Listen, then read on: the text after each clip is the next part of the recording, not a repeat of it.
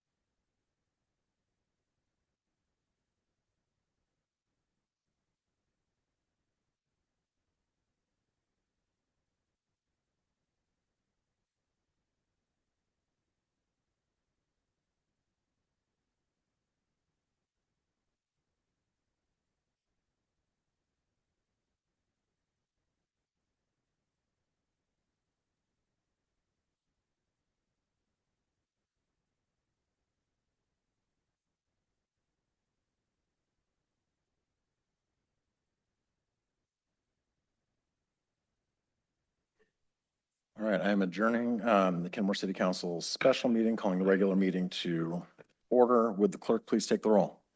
Councilmember Culver, Present. Councilmember Marshall, President.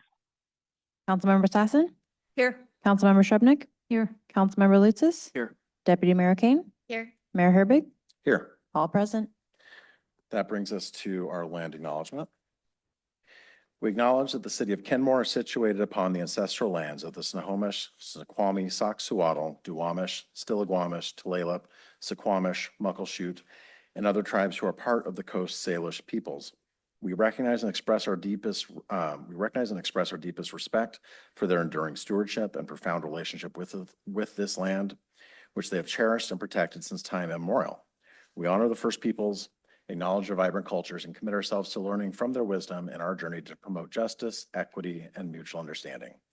We pledge to stand alongside these communities in acknowledging past injustices and working towards a future that respects and celebrates the diverse heritage of this land. Now, if you all please stand and join me in the flag salute.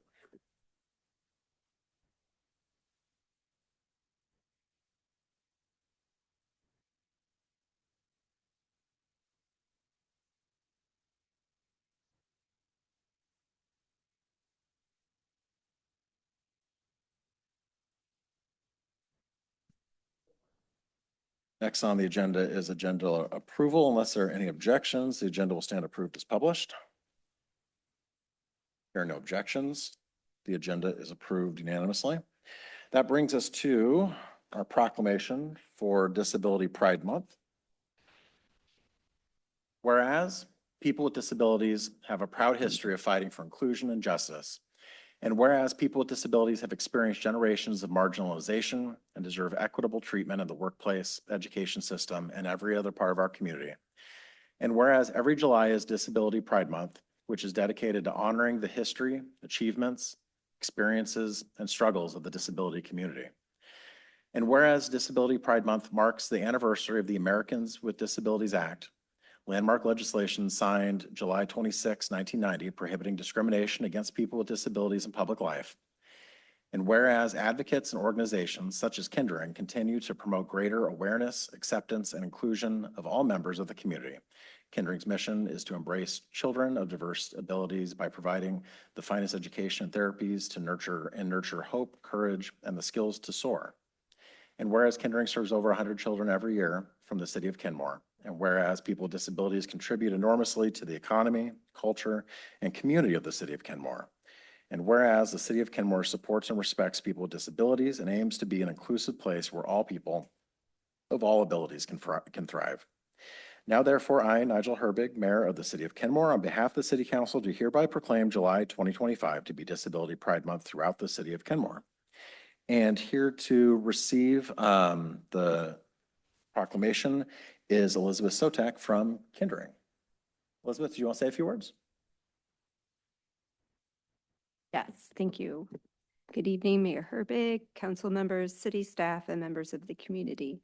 My name is Elizabeth Sotak, and I serve as a special educator and vision specialist at Kindring.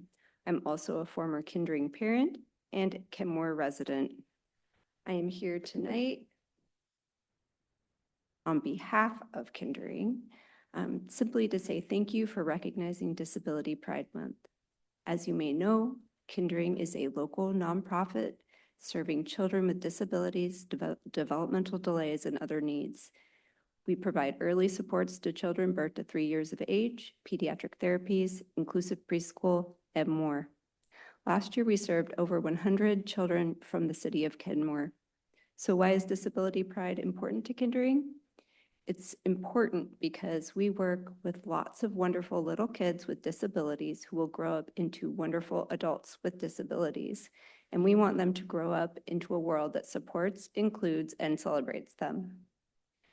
A Kindring parent shared that Disability Pride Month is important to me as a parent because I want my son Gabe to grow up knowing who he is, disability and all, is something to be proud of, and I want him to feel confident, seen, and valued for exactly who he is. And that's exactly what you're doing with this proclamation. You're sending a clear message to our families that you care about their babies, toddlers, and children now, and you will care about them as adults. And you will treat them with the respect and dignity they deserve by acknowledging the important role everyone plays in making our community whole. Thank you. We appreciate the city promoting disability inclusion in this small but powerful way. On behalf of Kindring again, thank you. It means a lot.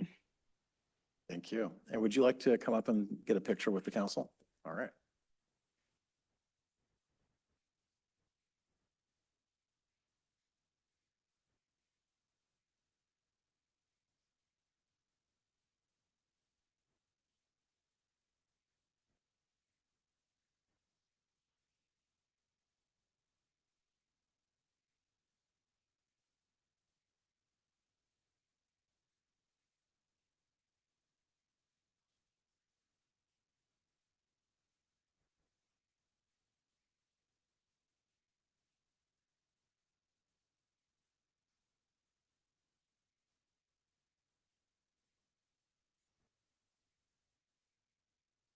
That brings us to where's the fun?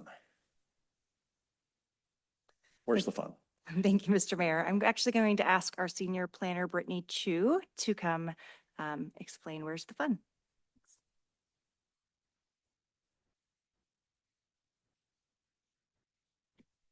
Hello, good evening, everyone.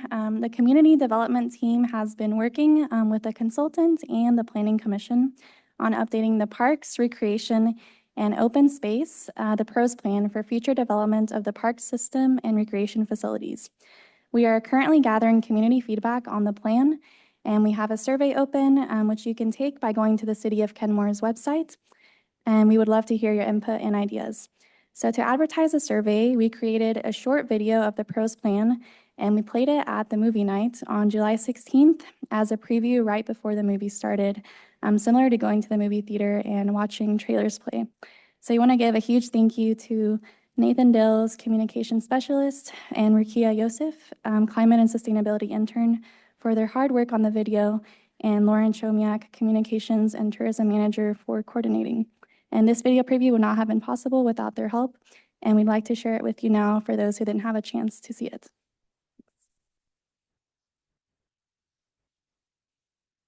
Come with me as we take a tour around Kenmore's famous parks. First up is Log Boom. This park has amazing scenic views, a nice play area for all the kids to enjoy. With how warm these days have been, Log Boom is the perfect place to take a quick swim. Next up is Ahwadis Park. Enjoy pedestrian bridges and viewing decks, accessible pathways, and elevated boardwalks, and an amazing view of Hank Heron in his natural habitat. If you love kayaking, Ahwadis Park It provides kayak storage and launching facilities. Now we have our beautiful St. Edward State Park. This park has ample parking spots, numerous nature paths, and great shade. If you're lucky, you might be able to catch some salamanders running around. If you enjoy our city's parks, please consider taking the Parks, Recreation, and Open Space Survey. This survey will gather feedback from all Kenmore residents to guide decision-making in important subjects such as preservation in parks, urban green spaces, and accessible pathways. Scan the QR code up on the screen. Thank you.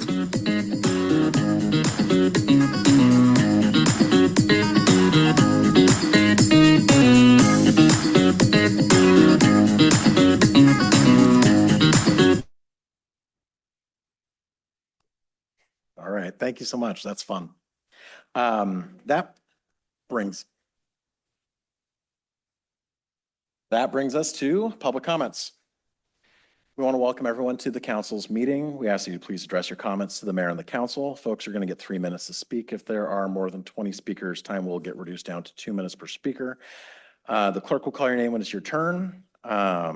Please state your name and city of residence and keep within the allotted time to make every person feel welcome and safe. We ask that folks refrain from booing, clapping, heckling, yelling, or other interruptions. And please note, under Washington state law, public comment time may not be used to support or oppose candidates or ballot measures. Thank you for keeping your remarks focused on city business. The meeting is recorded for transparency. Thank you for being here and sharing your input respectfully. Clerk. Thank you, Mayor. It looks like we have 12 individuals on site to speak tonight and 0 virtual, and we will take them in the following order. And we'll start with the first few. I apologize in advance if I mispronounce your name. We will start with Pat Ducey, followed by Dominic Delino and Semra Riddle. Good evening, City Council. My name is Patrick Ducey. I live at 19502 14th Avenue Northeast in the city of Shoreline. The reason I'm here tonight is to talk about the NEMCO program. NEMCO, as you know, is your current emergency management coalition.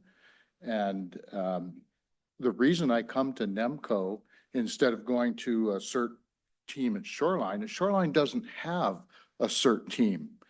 They haven't had a CERT basic class since before COVID. So Shoreline doesn't have a CERT team.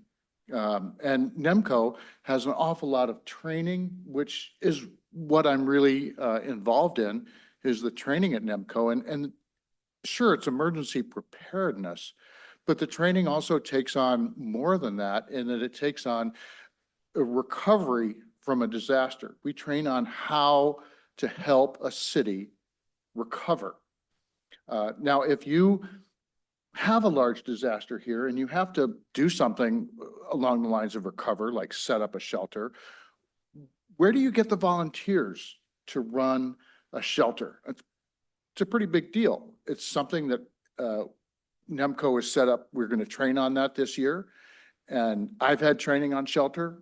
So have several other people at NEMCO. So these are some of the things that we train on for disaster recovery. Now, if you want to look at other volunteer agencies where you can get a large number of people in a hurry, we all live in a community. If you want to get a large number of people together in a hurry, you're not going to be able to get them from Shoreline. Woodinville, Bothell, they don't have a CERT program. Maybe you can get some people from Seattle, but they don't have a CERT program where they have volunteers. They've got a CERT program like that up in Snohomish County. So maybe you can get some volunteers to come from Snohomish County, but really they're going to be pretty busy if it's a widespread disaster. So now you're looking at the state. Well, the state has about 12 people in their emergency management office. They might be able to send you some help. After that, you're relying on FEMA. You're relying on FEMA for disaster recovery if you have a major disaster. Good luck. Thank you.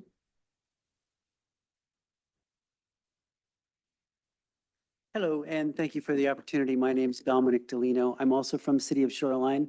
I've been volunteering here in Kenmore for about 10 years now with the NEMCO CERT team. And my one little message about this is just simply that I understand that you're considering adopting a plan for the emergency manager that has been similar to the one that we've had in Shoreline. And that has been pretty much a disaster for us. We've been through a number of emergency management coordinators over the years, because burying that person in a deep bureaucracy is not only very frustrating, but just makes them very ineffective, and they quit. So please consider that when you're, deciding on how to structure the emergency management person, because I think they need to be, obviously, especially in a disaster, people need to be moved very flexibly and quickly, and burying them under, many layers of management between, the stakeholders and that person is, kind of a recipe for disaster, as we've seen in Shoreline. So thank you for your attention. Appreciate it.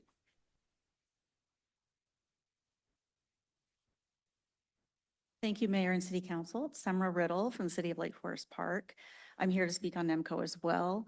I think one of the challenges that I see about us splitting up is that any major disaster, which is really going to need the skills that these volunteers have been trained in, is going to affect all of our cities.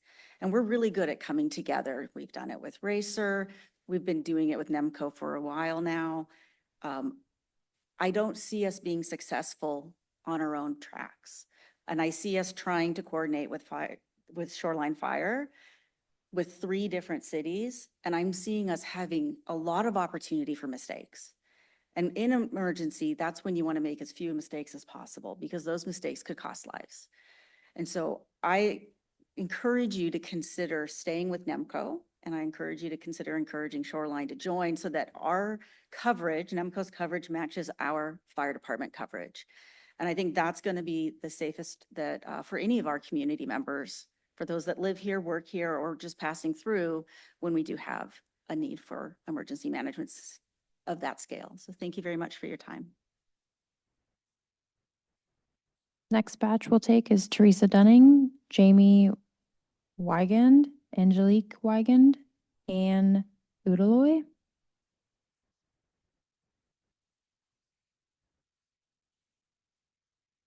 Hi, I'm Teresa Dunning. I've lived here since 1989. Mr. Mayor, Ms. Comer? No. What? Deputy Mayor, sorry. Okay, I wasted enough time on that one. I'm here today because I found out about something through Kenmore Neighbors today, and I didn't have a chance to be able to get on the call-in, but it was on a discussion item, and I know it's only at a discussion level today, but it's regarding supermajority votes versus, a simple majority vote. It is really important to me, and I can say, just based on certain people that expressed concern through Kenmore Neighbors today and over the last couple of days, that there are more. And what it really is about is Kenmore's growing. We're changing. And as we change, we want to make sure that we always have an opportunity to have our voices heard, but we want you as our representatives to really consider us through this. And when you're voting, it takes a serious compromised vote. So I'm just here to start the discussion from the community side and express my concern. And I appreciate you taking the time to hear me. Have a good day. Enjoy the rest of your summer. Next, we have Anne Udaloy, Carrie Heath, Tracy Furutani, Ron Hansen. Mr. Mayor, council members, thank you very much. I am Ann Udaloy. I'm from Lake Forest Park, and I'm here to support the NEMCO project because even though I live in Lake Forest Park, if there's an emergency in Kenmore, I'll be here, and you know that. You know doggone well I'll have your backs, as will all of this team. This is one of the best community operations I have seen. You know that I've been involved in community organizations in both of our communities and throughout King County for quite a long time. This is one of the few that I've seen that just keeps showing up, doing great work, where the people are working really, really well together. We're not depending on one person to direct the organization. This is a group-led operation with experts in everything from first aid to drones to radios. And in an emergency, especially in the first few weeks, our communities are going to be very much on our own. The goal of this organization is to be a force multiplier. We have really excellent fire and public safety police teams that will be helping out where they're needed most. But that leaves the rest of the community. We're a force multiplier that can go and check in on the rest of the community and identify where in our neighborhoods we can provide service. We know our neighbors. We know who has the oxygen machine where if the power's out, they need a generator there. We know who needs to be checked if there's a major earthquake. We also know that we're beyond the recurrence timeframe for both Cascadia and Seattle fault. I don't have a lot of optimism that we'd have a strong federal support system should something happen in the next few years. That means our community needs to be trained to go out and be there for each other. This is a group that's already doing that training and is building really effectively. When you look at the number of people here, 4 years ago, this was not the number of people you'd have seen. People are joining, people are collaborating. This is one of the best community building organizations I've seen in our communities, where we're reaching out and helping people, bring people in to be volunteers, to be that community that we want to be for each other. City lines, municipal lines matter only when we're doing certain projects. When it's an emergency, we got to be there for each other. I'm asking that your community support all of our communities in keeping this organization up and running so that we can be there for the whole community when it matters. Thank you.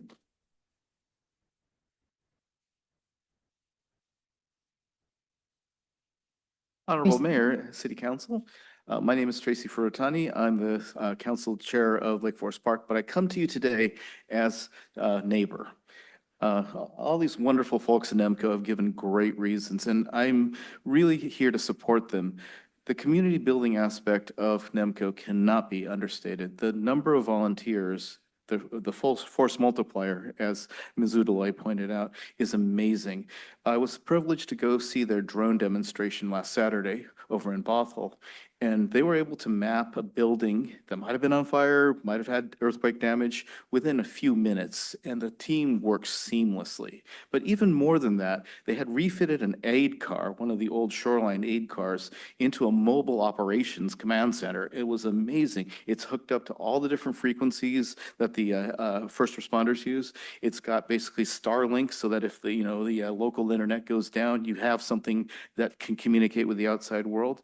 So rebuilding all of these assets, including the human assets of NEMCO within one city, is a very big ask. And so we've already invested so much time and energy into this. It'd be a shame if we didn't at least try to keep the thing going. One of the surveys that we had for our community residents in Lake Forest Park was, what do you want to see your city council do?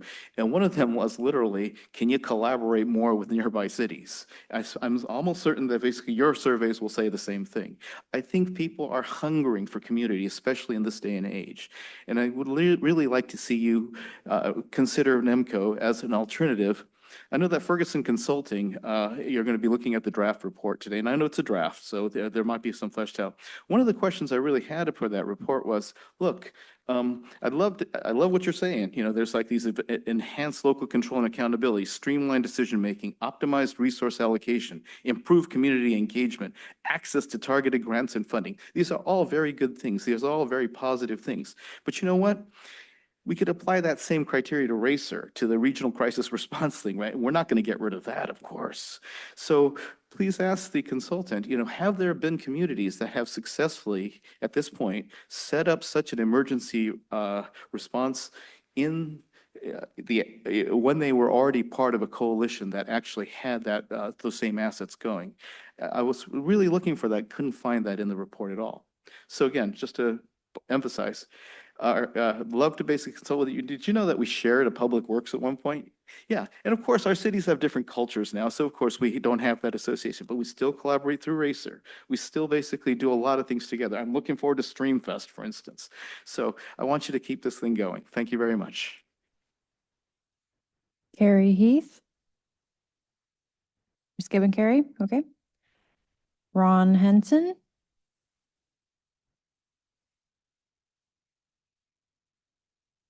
Hello, my name is Ron Henson. I'm actually pretty much a lifetime resident here. I've been here since when the trains were going by. I've been here when the movie theater was over there and we go to the Triple X drive-in afterwards for, root beer floats and such. But, my son and I even went to the same high school and had the same high school principal here. So, I've been here pretty much most of my life.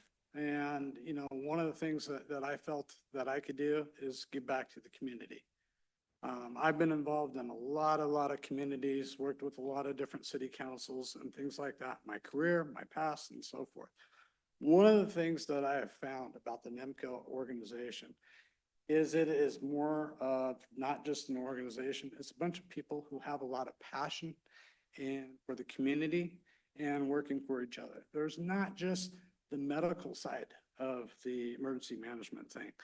I run the drone program for the NEMCO thing. One of the things, I was kind of a little bit disappointed about is when we had the cyclone bomb storm. I had a drone up within 2 minutes and I knew all around the area, all the roads that were closed, all the trees that were down, all the areas that were down, all from my backyard, all within just 2 minutes. Had we have been activated, I could have notified the city where the damages were, what areas needed the most help. This also includes, when we have natural disasters with, the ice storms. I live up the top of Juanita Drive and, that is just a sled in the wintertime, as all of you guys know. And I really hope you guys take in consideration and come to the meetings, listen for yourselves, see what it's all about. It's not just, a group of people learning about first aid. There's an outreach program. There's aid programs for animals. There's the drone program. There's a radio program. There's a whole bunch of programs. That's why we're not just a CERT team. This summer, this last winter, we actually had the CERT leader come out to our organization and teach the instructor for instructions. And everybody that came from all the other CERT teams, everybody was really impressed with how engaged the NEMCO team was. And it was a big, huge joke, during our training about how tight this group and community we are. This is something that has developed over years. There's a lot of passion with it. There's a lot of people that put their own time, money, and their own tools and belongings into this program. And this is a huge opportunity for the city of Kenmore to take advantage of. And Thank you. Sorry. Thank you. Bambi Reel. Followed by Mitch Winter. Hi, good evening. My name is Bambi Riley. I am the head of environmental health and safety at AGC Biologics. I have been here in this community many, many years as well, stationed here with my former husband who was at the military base over on Whidbey Island. And I just want to share a little bit with you about what I have gotten from NEMCO, what they've given to us. I'm a little nervous, first time standing up here talking. The first time I showed up for a meeting, Ron invited me and I watched everybody teaching about, how to stop the bleed. And I brought other members of our workforce with us. I watched young girls, teenagers from one of the high schools participating in the program to help us learn what to do in an emergency. We're bringing the things that we're learning from NEMCO to our business so that when that client asks me, Bambi, what are you going to do to help me make this drug? We make 20 different drugs for cancer. We're the only place that make those 20 different drugs for cancer at our facility. And what are we going to do? We're going to be able to activate if we get called on by the NEMCO team. We're going to be able to help support them. So they're not just touching this community right here or the next one. Their outreach is going way out. They're touching businesses. We want to take that program and get these guys to come out and help teach it to our team members and to our families. We're inviting other businesses to come in. So there's an advantage here to what they're doing that's going to touch a lot of people, our teenagers in high school, our businesses out here, and it impacts everybody and even the clients and the people that we work with. It is a wonderful program, and I just in my experience, I hate to see a person who's not invested in our programs like what these folks are and what the leaders are and the community that they brought together. Thank you very much for your time.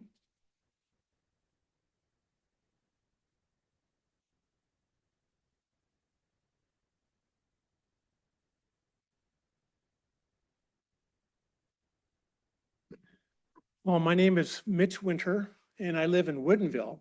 And I just moved to Woodinville last December after spending 35 years in Kirkland, where for 20 years, I was a member of the Kirkland Emergency Communications Team.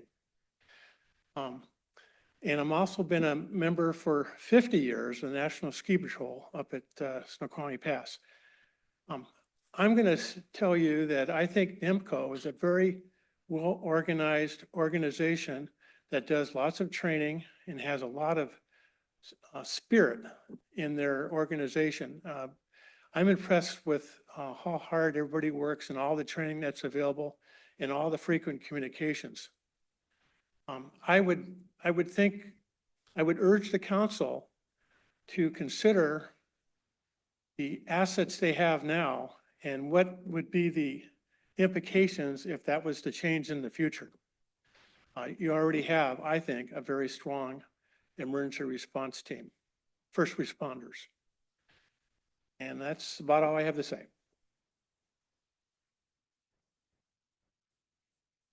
Mayor, that concludes our list. All right, well, I want to thank everybody for both testifying and just being here. Really appreciate it. Appreciate hearing, I know we all appreciate hearing your feedback, so thank you very much. And we'll get to that conversation in just a minute. Well, maybe a little bit longer than a minute, but soon. That brings us to our consent agenda. The chair will entertain a motion to approve the consent agenda.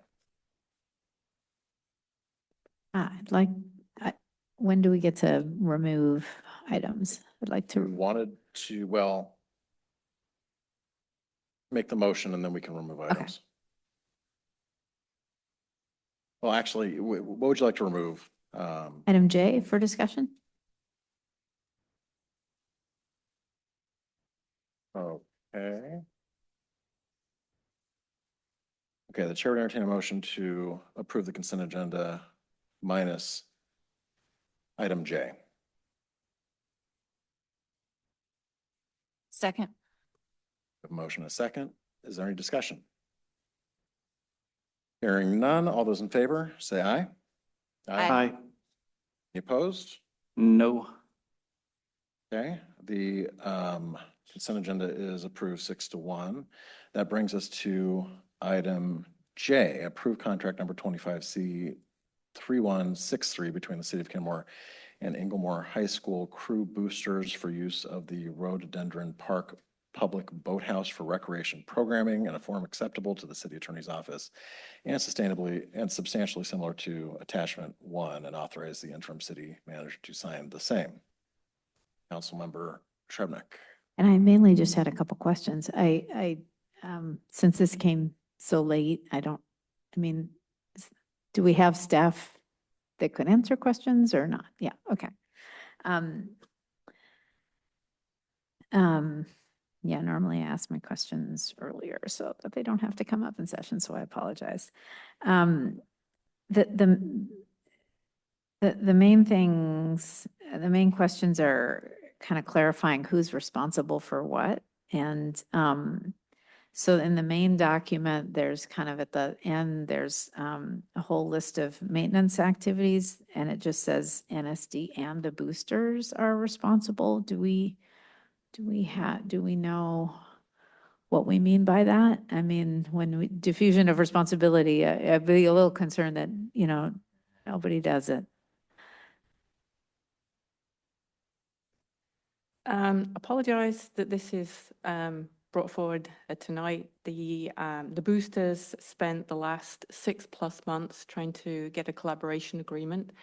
Were successful in doing so, but we needed to know that agreement was in place before we could then put together terms for the contract. So we worked pretty fast to bring it to you, but again, apologize that it's you don't feel like you've had sufficient time.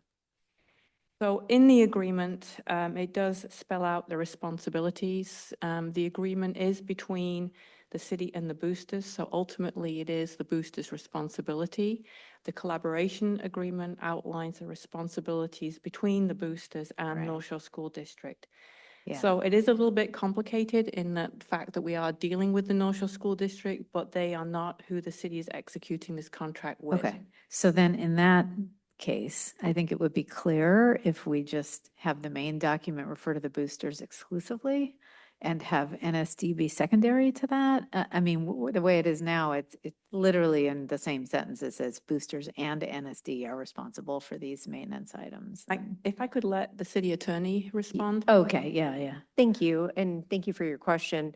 The reason that we provided both the boosters and NSD was at the request of boosters, simply to, I think, flesh out a complicated relationship, which again is the boosters have the relationship with NSD, who have confirmed that they will provide assurances, written assurances that they are doing what we've articulated. And then the boosters, we required to be a part of this because of course our contract is only with the boosters. Right, So exactly. we're And this holding is the some- contract part I'm talking about. Correct.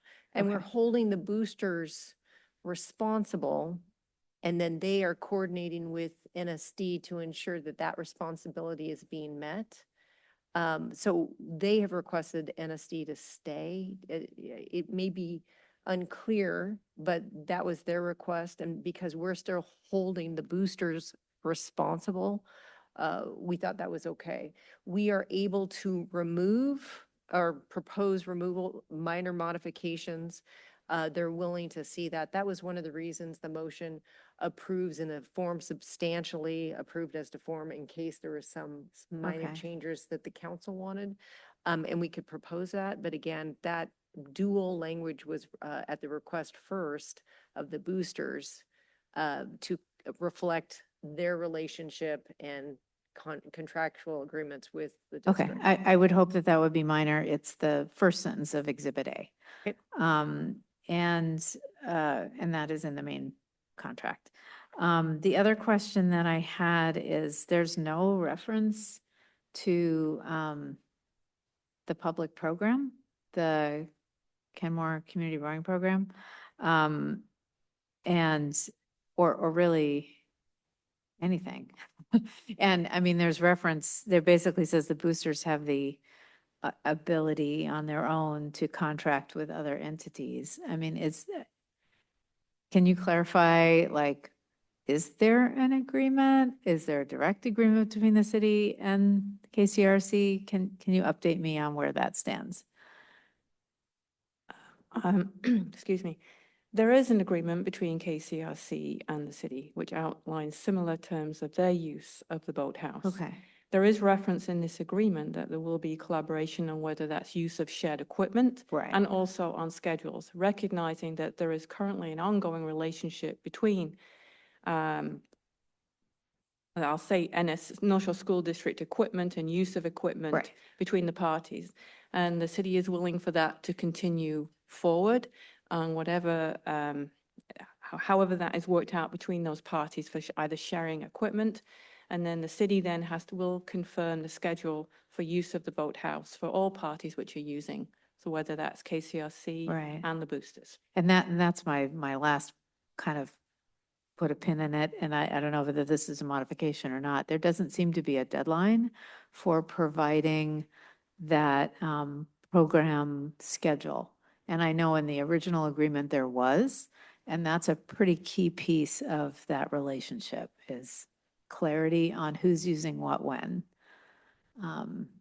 So that, I don't know if that's something that, that's it. Thanks. Can I ask just a quick clarifying question? So you said the scheduling, but are you referencing the rowing club in addition? Or just Well, the this, booster? this agreement is between the city and the boosters. No, I So- understand. I didn't okay. understand if you were asking to add that as part of the scheduling. Yes. Yeah, Okay, because in the previous agreement with the district and the existing agreement with KCRC, there is a requirement for providing the city with the schedule of operations. In other words, the times of day, the days of the week, the months of use. All that's in there right now is the general months of use. And so the detail, for example, the district will be starting use very soon. third week in August. Every year, when is that schedule due to the city so that all parties have transparency and all programs can do planning? So that's the question. And same for the spring term. So, just getting that well in advance. And that was in, I believe it was in the previous agreement. Understood, and that's a very helpful clarification. Thank you. I think we can ask for that information, understanding that the boosters will then be asking North Shore for that information, but we can definitely request that information.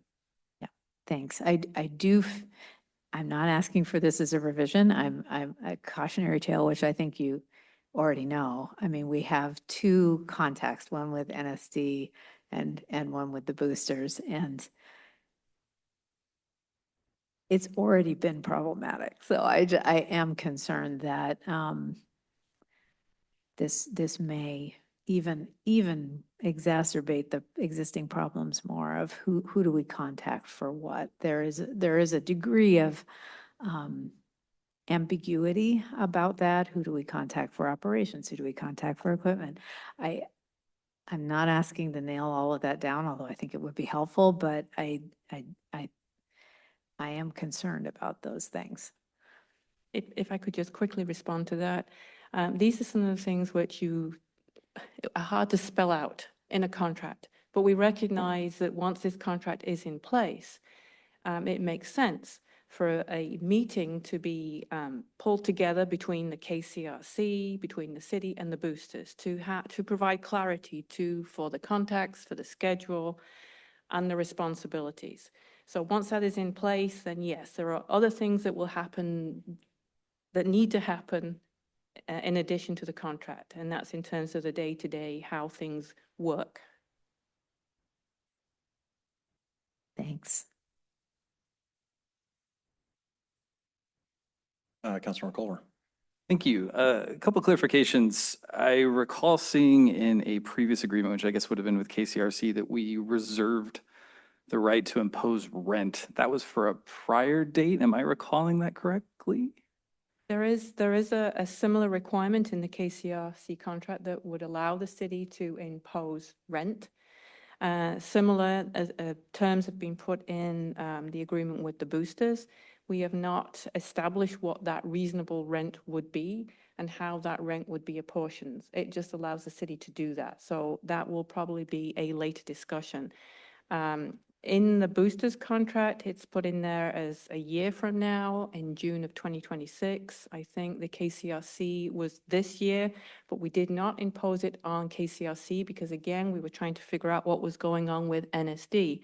So it made sense to figure out who we are going to be potentially bringing forward rent. That would be a future discussion that we would bring forward to council. I don't know what that rent would be or how it would be apportioned.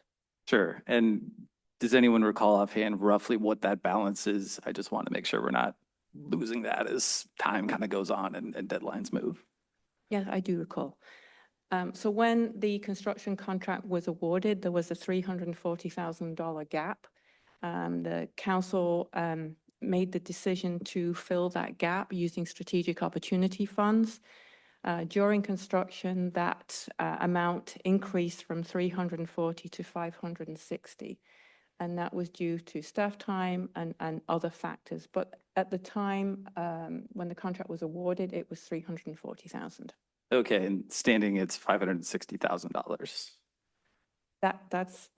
Yes, that was what the gap had increased to, and council direction at the time was that any gap should be funded by fundraising. And as you know from a report last year, the fundraising committee disbanded, no funds were raised. So one alternative is to impose rent because fundraising is not happening. Okay, and what is the relationship between the boosters and the KCRC? Sorry, this is obviously There complicated. is no but- relationship between the boosters and KCRC in terms of a contractual relationship. They both share the boathouse. They are aware of each other's schedules and they share some equipment.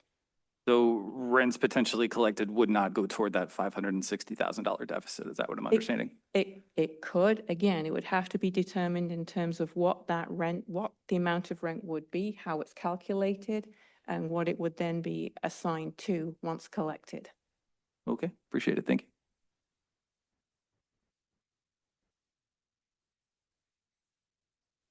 Any further questions? Okay. Then the chair would entertain a motion to approve contract number 25C 3163. So moved.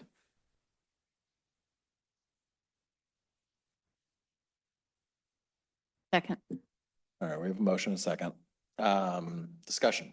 Just a quick question. Would that be as amended then? Or as No, that's- anticipated amended or? That's not necessary. The motion Oh, itself okay. includes the ability to Oh, good. revise. Okay, perfect. Thank you. Substantively the same, sort of, yeah. All right, motion and second. Is there any discussion? Not seeing anything, would the clerk please take the roll? On the motion to approve contract number 25-C3163 between the City of Kenmore and the Inglemore High School Crew Boosters for use of Rhododendron Park Public Boathouse for recreation programming in a form acceptable to the City Attorney's Office and substantially similar to Attachment 1, and authorize the interim city manager to sign the same. Councilmember Lutsis. Yes. Councilmember Shrubnik. Yes. Councilmember Marshall.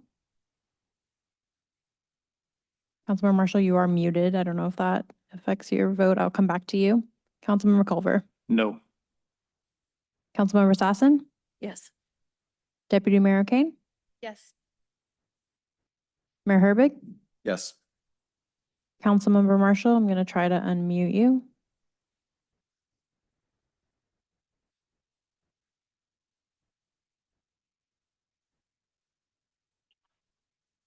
Yes. You're unmuted. Councilmember Marshall, one more time. Yes. Thank you. All right, the motion is, the contract is approved on a vote of 6-1. That brings us to our first presentation of the night, well, our only presentation tonight. Completed Kenmore Urban Forestry Management Plan presented by Environmental Services Director Richard Sawyer and Climate Action Plan Program Manager Nina Rasmussen.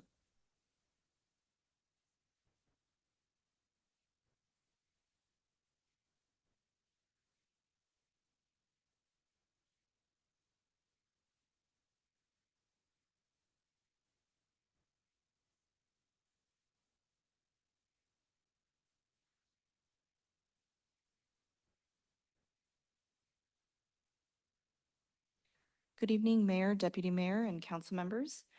Tonight, I am bringing you just a brief update on our urban forestry management plan. We previously came to you with the plan in progress during a May study session. So I'm happy to announce that we have completed this work and published the final report, which is on our website. And I will show that link in just a minute here. Since this was a little while ago, I do want to give just a brief overview of the project, the purpose that it serves, and what it entails. So the Urban Forestry Management Plan, or UFMP, is a high-level guidance document. This is a strategic plan that is sort of an umbrella document for a variety of actions and recommendations that we can take in order to enhance our canopy and preserve our current trees. This serves as a roadmap. There are various criteria that show us how long some of these actions will take, how much funding is required, and that will allow us to sort of pick and choose and find the best path forward in order to make sure that we can be impactful in this work. It also provides a framework for evaluating our current policies and procedures. As we saw previously, we looked at our current policies, codes, things of that nature in order to get a baseline of where we are before we can make any changes. This plan also provides some general code guidance, but it does not go into a high level of detail on how we should be amending anything, but it does provide some general best practices so that we can be in line with general good form with the field and staying in line with the region and our neighbors. This plan also provides us with tools in order to develop projects. One of the primary items that came out of this was a priority planting assessment that breaks out the city into different areas that shows us, based on various criteria such as heat, equity, climate impacts in general, and shade, where we might want to prioritize planting in the future. As we know, the forestry plan was identified as an action item in the climate action element, and also touches on several different key items that are listed in the climate action plan related to natural systems. So there are several key components to this work. We started this in September of last year. And we began with a program review, which involved staff interviews and, as I mentioned, reviewing our current policies and procedures to establish that baseline. From there, we also had a large community component where we looked at feedback from our residents, and that involved developing and distributing a community survey, as well as hosting a community workshop where folks could come and discuss with us and provide their feedback in person as to their priorities for our urban forest. As this work was going on, we were also conducting a tree inventory that was done by our summer swim interns from last summer. And we then had all of that data compiled and reviewed by our consultant to ensure the species identification was correct on all of that. Other than that, we also conducted a revised land cover assessment. So we used some existing data from Planet Geo and added on those climate and equity factors in order to get a more robust assessment of our vegetation and trees and where we should be planting. So pulling that all together, we were able to finish up the final urban forestry management plan and the recommendations alongside that just earlier this month. It went through several different revisions, but we have finally reached the end of that process. I know there was a lot of comments during that last study session, so I just wanted to note that we did incorporate that feedback into the plan. So one of the things that we discussed was the canopy cover goal. So we did include a 50% canopy coverage goal by 2045, including St. Edward State Park. You had also requested regular check-ins, so every 5 years, seeing how we are progressing with the plan. So we made sure to include that as a point in there as well. And then there were several ideas that were tossed around as far as additional items that we could be adding that were not in the recommendations yet. So we did expand that out a little bit more. So we have several new recommendations in there surrounding wildlife habitats, carbon offset initiatives, and then just making sure that we are integrating this plan with our existing other city plans, making sure that this is not just siloed, but it is a part of everything else that we are doing, making sure there's that cohesion. And then lastly, I know there was a little bit of confusion on some of the existing policies and procedures. We made sure that we clean that up, that it is now very clear in establishing that baseline, we went back, talked to staff, made sure that our consultant was correctly understanding everything as far as the roles and responsibilities and the policies that are involved in this work. Additionally, we made sure that we clarified the community feedback and what they were responding to and providing that feedback on. So with that, as of today, the plan has been published on the website. So that is on the CAP page. That is kenmorewa.gov/CAP. And we will now be entering the implementation phase of this work. So we will be pinpointing immediate next steps here in the fall and into 2026. And we'll be also looking at some of these longer term projects and seeing how we can establish some of those foundations to set us up for success long term to reach that 2045 goal. So some examples of those next steps include identifying some planting areas for the fall. So we've discussed having a community event to plant in our public space. We have discussed additionally pulling together different policies and compiling a street tree management plan to make sure our roles and responsibilities are very clear and easy to understand. I know we have a few different documents and things can get a little confusing just based on the circumstances. So we want to make sure that we really make that clear for both staff and the community to understand.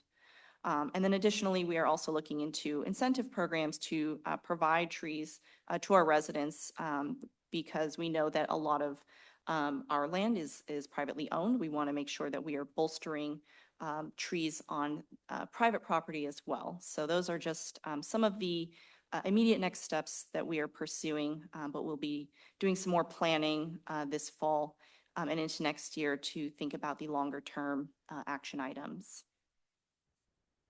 And with that, I will take any questions or comments. Questions, comments?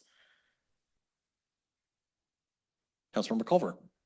I take it probably not, but do we have any timeline for looking at the exceptional tree amendments that we hope to bring back? We do not currently have a timeline, but we will be entering initial discussions this fall as far as mapping out some potential adjustments. Cool, appreciate it, thank you. Any other questions or comments? Deputy Mayor. Just want to give you a thank you for your good work on our plan and your excellent presentation. So thank you, and I'm looking forward to next steps. Councilor Shepnick. Yeah, thank you. This is great. And, you know, just because people have asked, where might the Miyawaki Forest idea come into play? Where in the process? We don't have a timeline for that, but there was a whole section of recommendations that involved, you know, the community aspect. So I think it will be probably an important piece of that. So again, I think we are trying to identify what we can do in the next few months, and then from there really nail down what is the most impactful and how we can involve our community in a meaningful way. And I think that will probably be one of those where we can work with community partners to plan something maybe for the spring. Any further comments or questions? All right, seeing none, thank you so much, Nina. Appreciate it. That brings us to our business agenda. Unless there are any objections, given our audience, I would propose, and actually I'll say Councilmember Sassen would propose that we move item B up first in the business agenda. Are there any objections to that?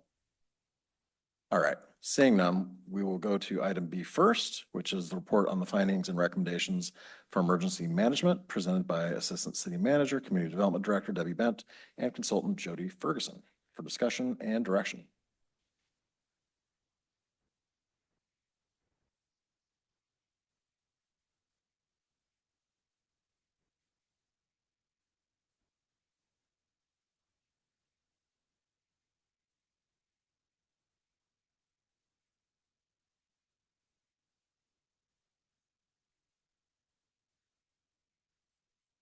Good evening, Council. Our consultant Jody Ferguson will be with us online, so Michelle will just be promoting her.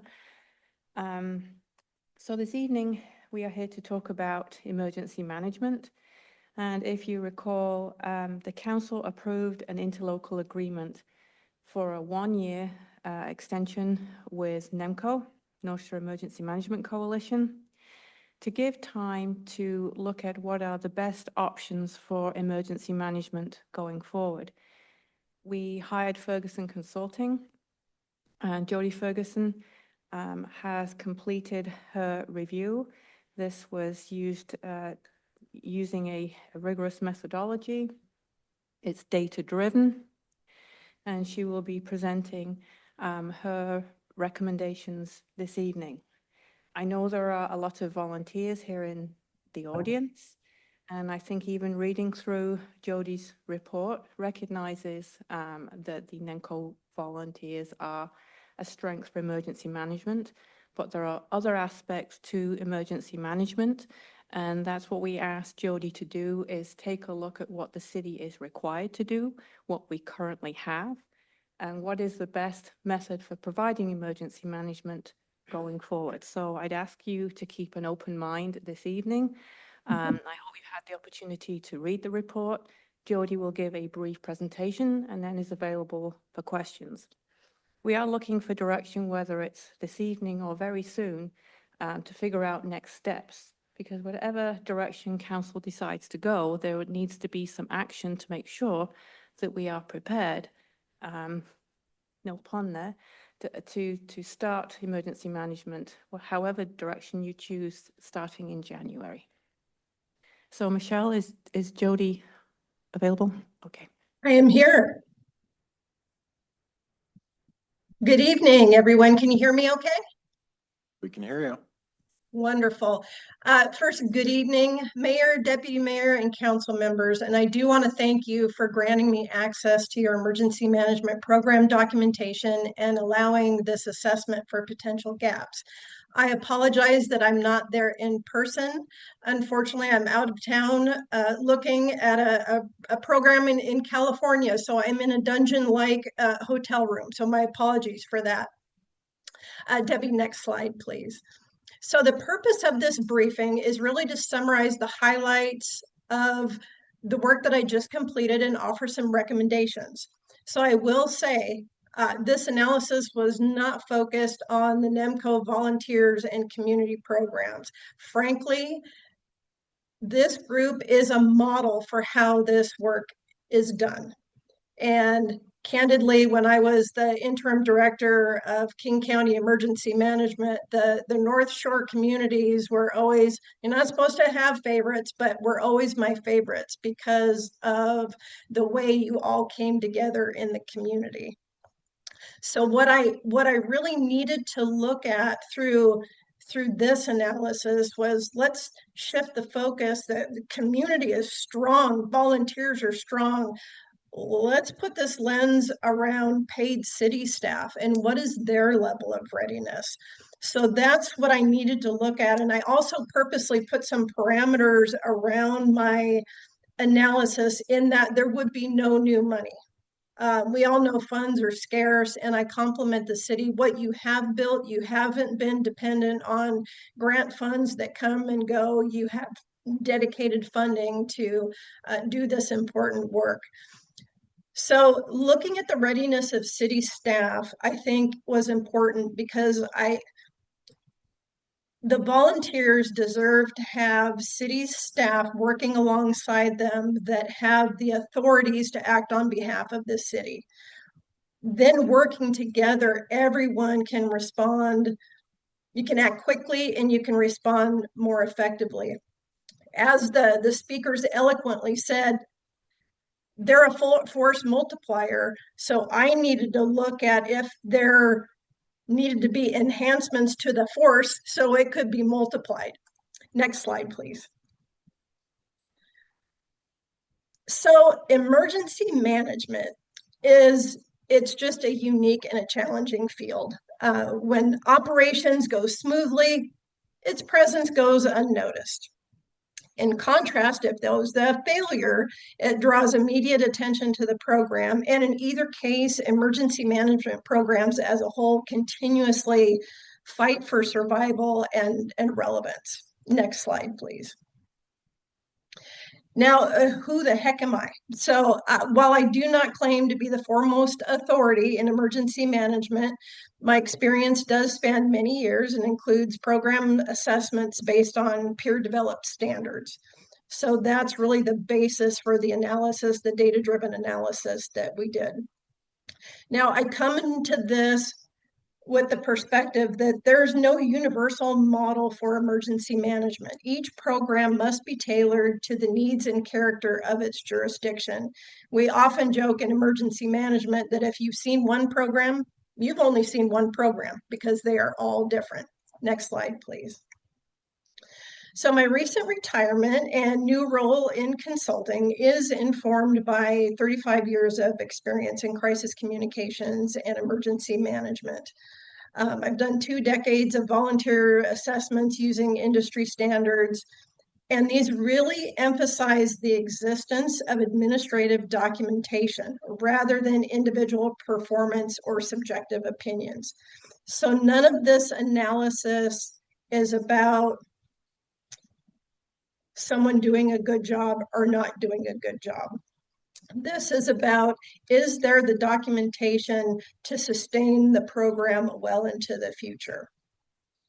So, and the reason that's important is, I'll give an example, I'll tell on myself. So when I was working at Pierce County, I'll give you the example of, I had a retired Marine who was my logistics coordinator. This man worked magic. Nothing he did was written down. And we had a critical response that we needed that frankly paid staff had to be responsible for, and he wasn't available. And I didn't have the documentation to bring in someone to do just-in-time training, maybe grab one of those volunteers and put them to work. I didn't have the documentation that would help that person be successful. So that's why that focus on documentation is so important. So the industry standards, the program itself, it meets all of state requirements, your local requirements, you have a great foundation. When we look at industry standards they were created by emergency managers from programs big and small, they came up with these standards that here's what every emergency management program should be able to do. And it revolves around that administrative documentation. So with that, let's look at first the strengths of the program. So in the next slide, I have a combination of things, including a little SWOT analysis and a more specific gap analysis. And as you've seen, there's far more detail in the report. But for strengths, I will say Kenmore benefits from an exceptionally skilled emergency manager and outstanding volunteers whose expertise and dedication are evident, as we saw earlier. The coalition has laid a strong foundation. The city has a comprehensive emergency management plan. You have participated in regional mitigation planning, and you maintain extensive documentation for the myriad of volunteer programs that you do. You do CERT, you do ARES, you do RACES, you do drones, you work in EOCs, you help with special events, the list goes on and on. So there's a great deal. I did not discover any gaps in those areas at all. So amazing strength to the program. So additionally, having the coalition, it really has helped forge strong relationships with neighboring cities and other regional partners. So if you get your combined area, you know, as cities grow and fire districts consolidate, the service area gets quite large, and that's a lot of ground to cover. So there is absolute benefit in ensuring that everyone works together. So identifying areas for improvement. So even though we have all of these strengths, again, shifting that lens and looking at what are we able to do to ensure, You know, if I'm an elected official for the city of Kenmore, how do I ensure that the people who work for me are able to do their jobs and do it efficiently and work alongside these volunteers? So, as I said, you can have the very best team doing amazing work, but if you don't have that work documented and those wonderful individuals aren't available, it elevates the level of risk for the city. So some of the interviews revealed some concerns that city staff may be unfamiliar with emergency management principles, the specifics of the foundational plans that already exist, or what their respective roles are or could be during emergencies. The wonderful thing that the city has done, your municipal code does well to assign responsibility to all employees in times of emergency. And you'd be surprised in how many programs I look at where the jurisdictions haven't thought of that and haven't codified the fact that, hey, if we have people in other city departments who aren't performing an essential function at the moment, they can be repurposed again to work in an EOC alongside these trained volunteers. So just a lot of these things were missing. No one's fault. It just wasn't there. As we've described, you start with a foundation, but the needs and the personalities of the cities do change, and we need to just make some enhancements as everyone grows and needs change. So with that, having the documentation and having consistent training and regular exercises on established schedules just remains crucial amongst all city staff. And I know it sounds easy, and we'll talk a little bit more about that. And it's also looking at standards apply to more than operating an emergency operations center. It's looking at, I didn't find documents for continuity of operations for all city departments. Knowing all of you, I know you do the work, but is it documented? And it doesn't even have to be something that calls for a disaster declaration or an activation of your EOC, but anything could happen on a daily basis that impacts the city's ability to deliver essential services. Could be a fire, it could be a water main break, it could be an HVAC system not working. It could be a variety of things, but it really buys down the level of risk for the city to have continuity of operations plans for all of your city departments, as well as an overarching continuity of government plan, which I will say is referenced briefly in your comprehensive emergency management plan. We do identify lines of succession, but there's a great opportunity to expand on that and have the documentation that will really ready all levels of city staff. It's looking at, in addition to what we call COOP and COG, it's looking at how will we do recovery work? I know that was mentioned by one of the community members.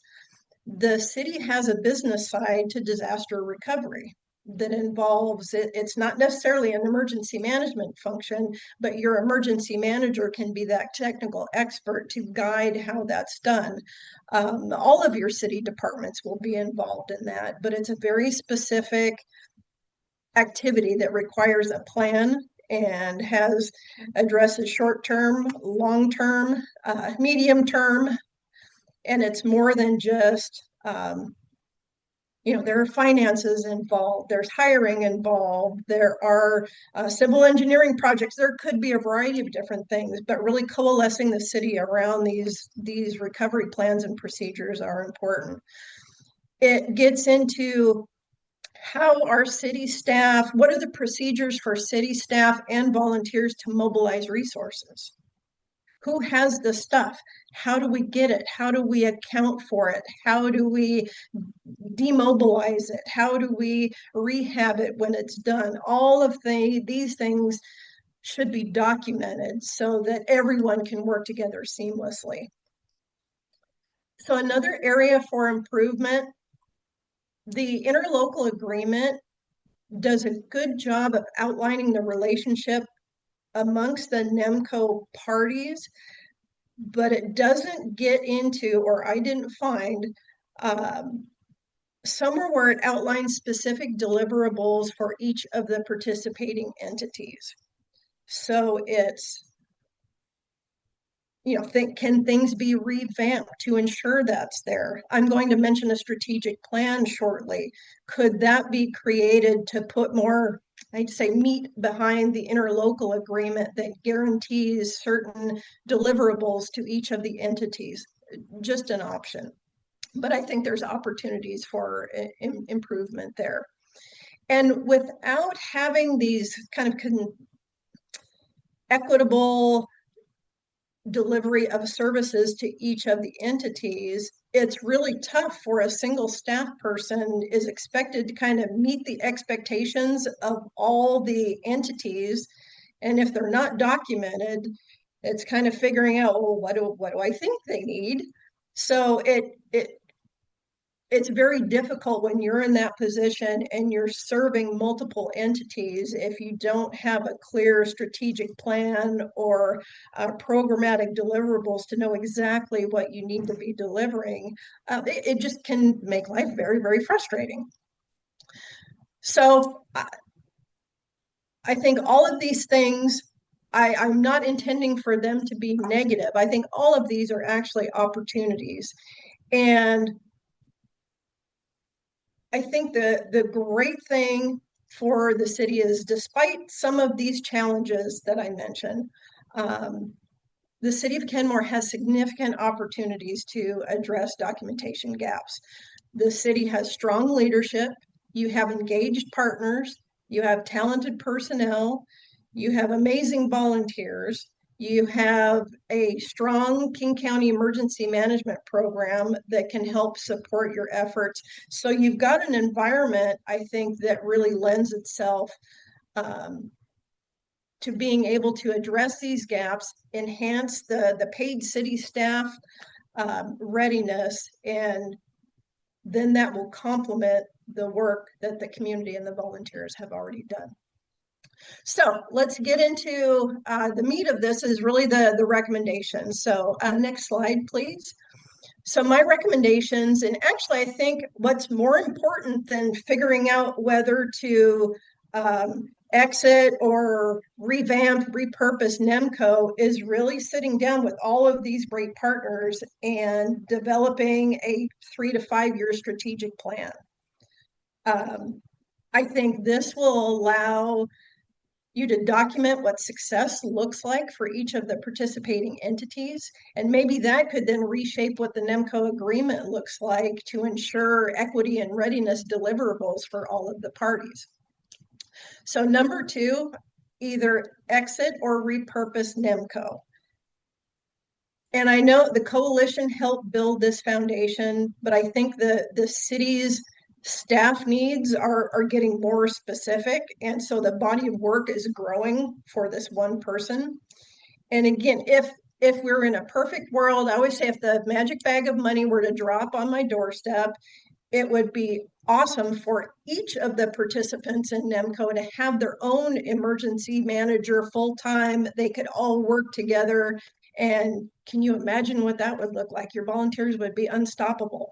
But again, having limited funds and not necessarily assuming the city would be prepared to put more money into an allocation, I thought, we either have to, in my opinion, either try to do some of this work on our own and still sustain the work of the volunteers, or we repurpose NEMCO and try to address some of these things that still supports the volunteer and community efforts, but reduces that risk for the city by enhancing their level of readiness.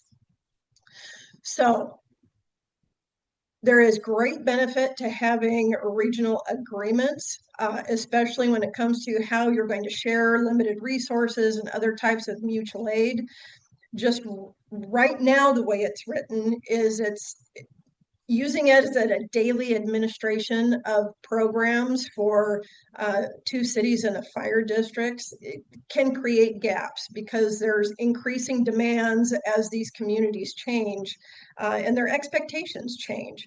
That's a lot for one person. And like I said, you combine these communities, you're looking at a good-sized city that candidly, in my analysis, is often staffed by at least 3 to 5 people. And we've got a awesome person and his band of amazing volunteers who are doing incredible work, but having that additional staff expertise to just, like the example was given, be a force multiplier, could be truly amazing. So number 3, with that, based on my experience in talking with other coalitions, I do believe the city would be best served by hiring at least a part-time emergency manager, or splitting the time of a shared emergency manager and placing kind of responsibility and accountability on the Kenmore side in the Public Works Department. And that may sound strange, but there's a method to my madness here. And in my interviews, I really discovered, number one, that Public Works already has an operational mindset, and they are typically involved in most emergency responses. And they have access to most of the resources that will be needed by volunteers and paid staff when the bad day happens. So that part-time person could still be part of NEMCO, but would be held accountable to the deliverables for the city.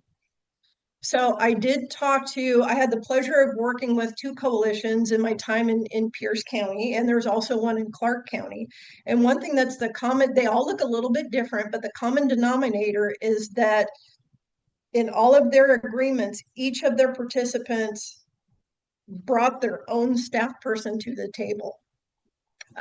Some were full-time, but some were part-time, but everybody had that person who could act on behalf of their city.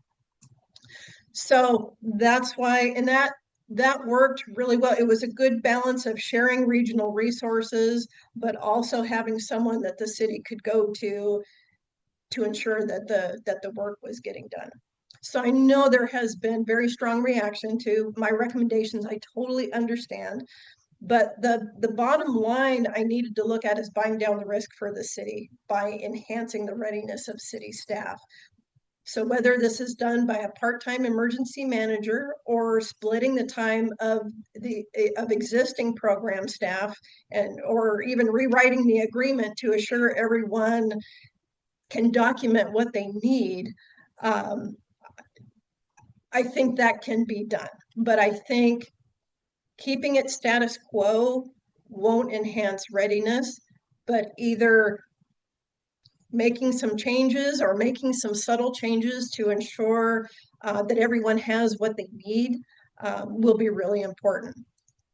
And probably the most important piece of this is, regardless of the decision that you all make, I cannot overstate how important it is to provide visible support from you, the leadership, to sustain the emergency management culture.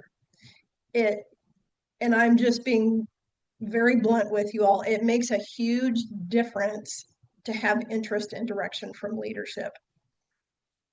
Department directors and their teams will react differently to a mayor, to a deputy mayor, to a council member, to a city manager than they would from an emergency manager. And I speak from experience because back in the day, and I'll tell on Pierce County, I used to beg departments to get involved, to develop their continuity of operations plans. Oh, sounds great, we'll get to it. I struggled. But as soon as we had a county executive that says, no, this is important to us, this is part of our culture, this is what we believe in as a city, all of a sudden everyone got interested. And when leadership had that passion for this work, that's infectious in a very good way. And so departments got involved. And I can give the same example for training. No one has time for training. We're all busy doing that work. But if you can tailor things to how people work and what they do, you can really build that momentum. So it's really it's just really important to have that level of guidance and from your leadership team. And I know all of you are very passionate about this topic, so I don't think there are going to be any problems there, but your involvement will really, the momentum will be crazy once you get that going, and these gaps in documentation will disappear very quickly. So implementation in slide 8, this is just simply an example of things you could focus on as you transition more to this inward focus to city readiness. But you know, I know there's great concern about the coalition and its future, and you have many things to consider. But please know my perspective in this analysis was to identify gaps for the city and offer a recommendation to close those gaps. Because if the gaps aren't addressed, that tends to resurface at the worst possible time. And if you're a student of all the unimaginable things that have been happening around the country, it's never about the volunteers are typically spectacular. The emergency managers do tremendous work. A lot of times it comes down to that piece of documentation that was missing. The person who was responsible for alert and warning in communities in Texas was not available, and there wasn't documentation to outline how to do that work in that person's absence. Those are the things that it comes down to. Or we did this exercise, we identified this was a problem, we never corrected the documentation to do this. So that's where I come from and my level of angst. So it never came to mind that, you know, there's not an issue with your volunteers. They are the example of how this works. And I truly believe they don't go away. I don't think you can stop this group. They are aggressive helpers and they are fantastic at it. But in a perfect world, you'll have readiness on both sides of the house, not just one. And there needs to be a new focus, again, whether half-time, part-time, full-time if you find the money, but someone or splitting the time of the program already there, just ensuring everybody's ready. It will just, you're buying down risk like crazy. So in last slide, in conclusion, you know, as the city's leaders, you are obviously best positioned to determine the path forward. My recommendations are based on my experience. They're intended to support your efforts in strengthening Kenmore Emergency Management's documentation and readiness. Whichever direction you choose, I know the city of Kenmore will be wildly successful. You have a history of taking care of people and solving problems, which is what any emergency management program should strive to do. So I really thank you for your time. I apologize for the angst that may have come out of this, but I really, like I said, I really wanted to look at this at the lens of the responsibilities of the city itself. So I'm happy to answer any questions. Questions? Councilor Lutzis. Yes, I have a few questions, but I guess following up with one of the things you said, I'll start with, you know, what would happen with our volunteers and how can we retain them or integrate them through your recommendation? What role would they play? Oh, I think volunteers, well, you'll notice when I did the gap analysis, there were no gaps identified related to community outreach, volunteer efforts, and they are part of the standards. In the back of the report, I did include the full set of industry standards, and you will see that volunteer programs are a key part of all of that. So with whatever direction the city goes, the volunteer engagement has to be part of it. So it doesn't just go away. That should be a key part of however you move forward. So I guess to clarify, you're foreseeing in your recommendation that wouldn't preclude the option of continuing on the CERT program in a local capacity here and sort of continuing with that, or how would that impact? Well, I think, and I'm purely speculating. I'm not trying to dictate how you organize this, but I think it's best to give you an example. So let's say, for example, Lake Forest Park has a part-time emergency manager. Kenmore has a part-time emergency manager. Shoreline Fire has a staff person dedicated to emergency management. So I picture the three of those people still working together, and they're doing all of the work together. So there are volunteer elements. There are elements that have to be done with paid staff with the city. There's documentation that has to be done. So you're not throwing out volunteer programs. They're still an integral part of whichever way you choose to go. Or if you choose, again, hypothetically, if you keep NEMCO status quo, and for example, if the staff person spent 2 days in Lake Forest Park, 2 days in Kenmore, and 1 day solely focused on volunteers. And that's a wild example, but there are a lot of different ways that work could be divided up. And, and frankly, with the skill level of your volunteers, I think they'll be an asset to paid staff to even help do some of this work. Again, being a full force multiplier to enhance the readiness of city staff. So there's a variety of ways that you all could organize this, and actually completing that strategic plan would probably help shape what a lot of that looks like. Yeah, thank you. I think, I don't know that I speak for myself when I say that we're so grateful to have such motivated volunteers in our community. And, at least for myself, understanding that there needs to be a way to continue that work and incorporate them, integrate them and how we respond to emergencies. It's absolutely critical. I did have a couple of other quick questions. And so I'm curious, through your process and conducting your SWOT analysis and the gap analysis and everything, were some of those issues brought up to NEMCO? Were they made aware of those? And was anything done, any action taken to address those issues?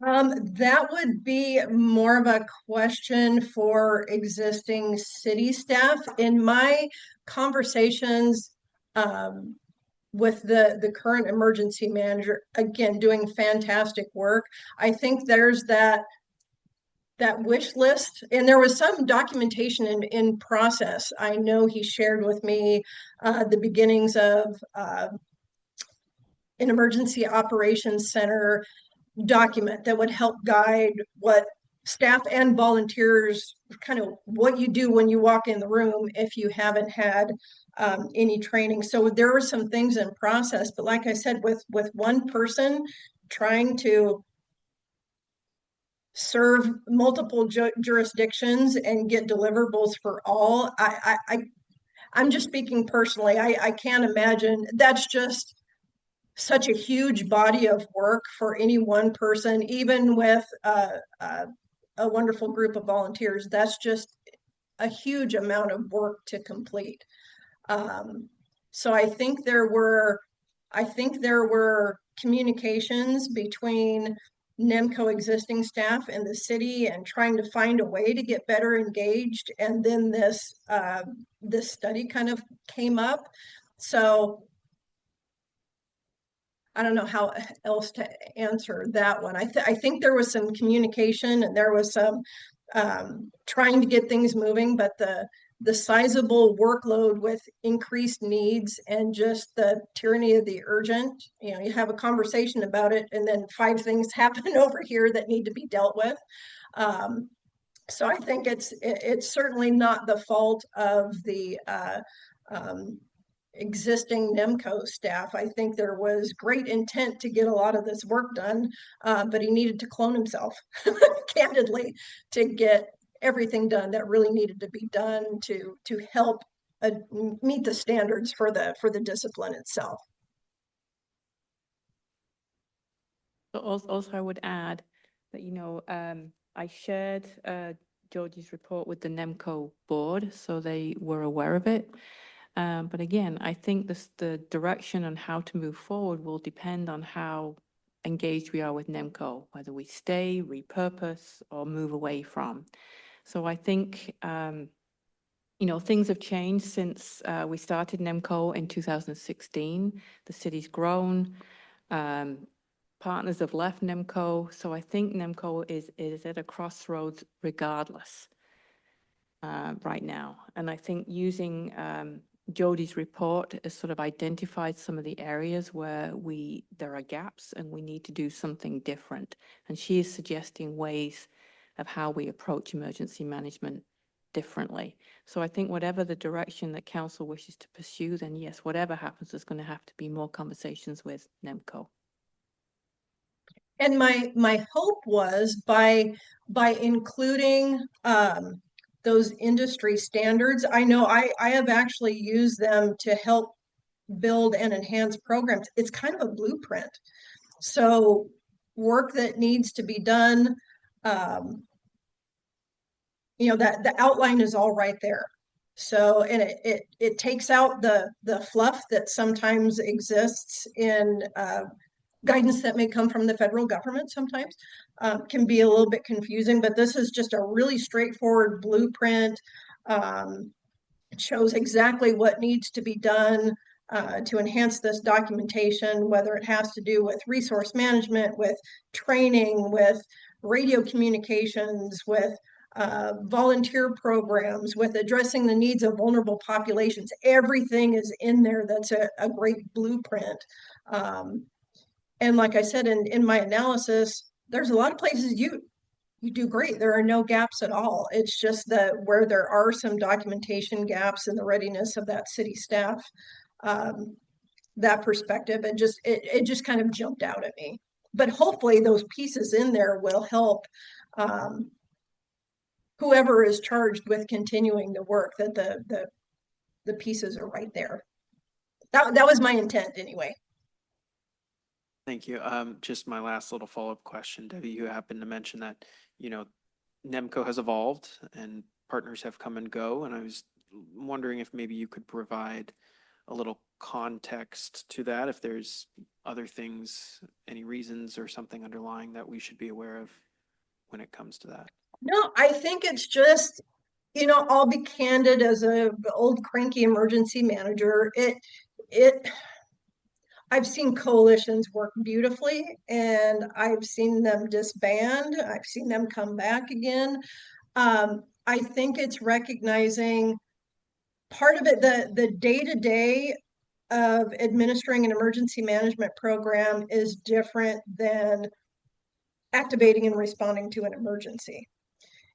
And I mean, in theory, it shouldn't be, but when the bad day happens and everybody needs stuff and all of the North Shore communities all need the same resources, we sign up to all play together, but the bottom line, when you want to deliver services to the people who elected you to help take care of them, you kind of revert back to, well, this is my city. I'm going to make these calls and make these decisions. So sometimes that coalition gets thrown out the window when times get really tough. And that is often what damages the structure of a coalition, just very candidly. But I think it's just, things just change. You build this foundation, you get more engaged in the topic and realize, oh, we need to be more ready. This isn't just an emergency management thing. This is a city thing where multiple departments are going to get involved.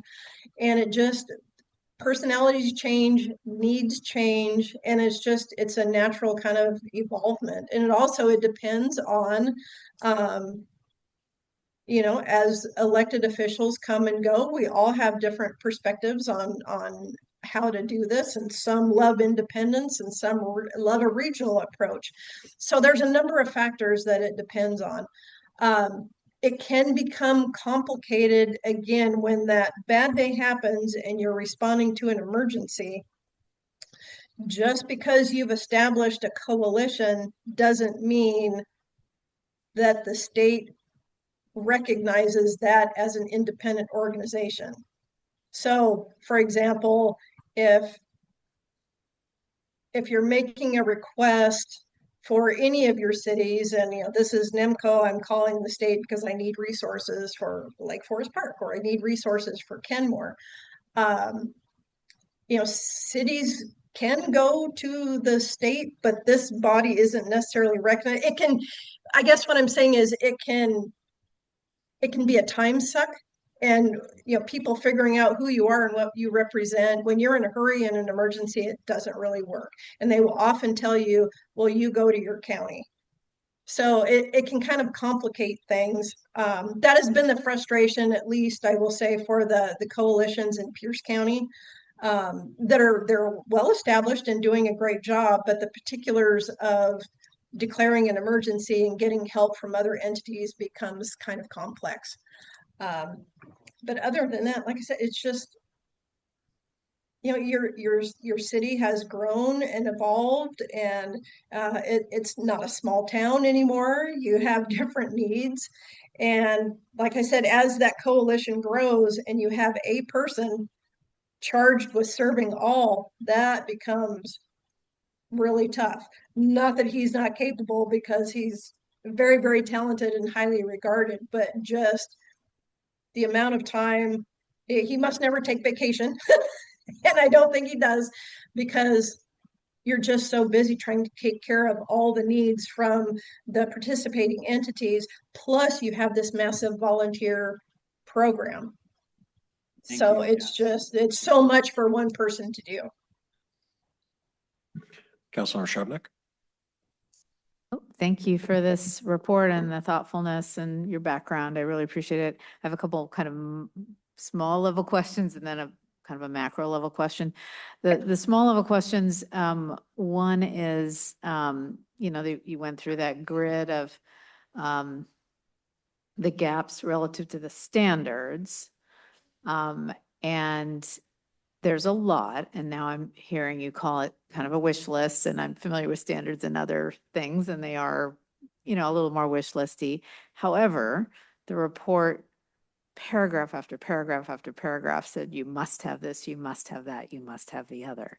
So the framing of that makes me a little confused of what's really a must and what's it'd be great to have, because the list is long. I venture to estimate that it would cost much more than the 50 to 70 to actually meet those standards, to get to that point. I could be wrong, but I mean, that looks like a lot of planning, a lot of work, and not just the work of the emergency manager staff person. It would involve many different staff. So, these are not small things. That's a great question. And actually, so I guess my question is, can those be prioritized to give us some direction of what's more important than others? Sure. And I tried to do that a little bit in the framework for implementation. Basically, standards are not a wish list. They are a must-have. And when we assess programs, it's for accreditation, it's all or nothing. So for background for the Emergency Management Accreditation Program, again, these standards were developed by practitioners of emergency management. And they said, regardless of the size of the program, whether you're a half-time person or a staff of 100, these are all the things that you need to have. Okay. All right. Yeah. So I know it sounds overwhelming, but here's the cool thing. I have gone out and assessed programs who have done this work with a half-time person. Okay. It does take time. It takes time. Sure, related to that, you talked about 2 half-time people, potentially half-time, being an answer, Kenmore having a part-time person, something like that. But now I'm also hearing you say that one full-time person, which is the equivalent of two half-time people, this would be overwhelming. So I'm trying to Well, wrap my head around that. because it wouldn't be overwhelming if it were, I think I didn't articulate my point very well. When the expectations aren't clearly documented, and like you said, prioritize year one, we're going to tackle this. Year two, we're going to tackle this. That leaves, and I have been in that situation where it's been, well, come in and do your stuff. And I thought, oh, well, if I don't know what you want, I don't know what success looks like. I'm going to do some things I know are important. Correct. But Correct. it just Yeah. helps really outline that work that needs to be done. And so it's the emergency manager's responsibility to take that list that you've now provided, those standards, for example, which are publicly available, and create that. There's also a report that there's feedback from over a year ago, January 2024. I'm curious whether you had any sense that there'd been any movement in actually correcting some of those deficits that the state described. Oh, I think so. And here's the perspective on that is when a jurisdiction submits a comprehensive emergency management plan to the state, they review it for the legal requirements, but they too apply that EMAP lens and they have different tiered approaches. So the review, but these are updated every 5 years. So I know that current program staff, you have a great foundation, and then the next iteration, I'm sure work is being done to engage with any staff that need to be engaged with to address some of those things. So I think it's in the works, but it wouldn't be due. And I can't remember the date off the top of my head. I'm sorry about that. No, that's but, fine. I mean, because it kind of seems like it's essentially a doable homework assignment to, meet some of these requirements and to set a work plan to do so over a X year period.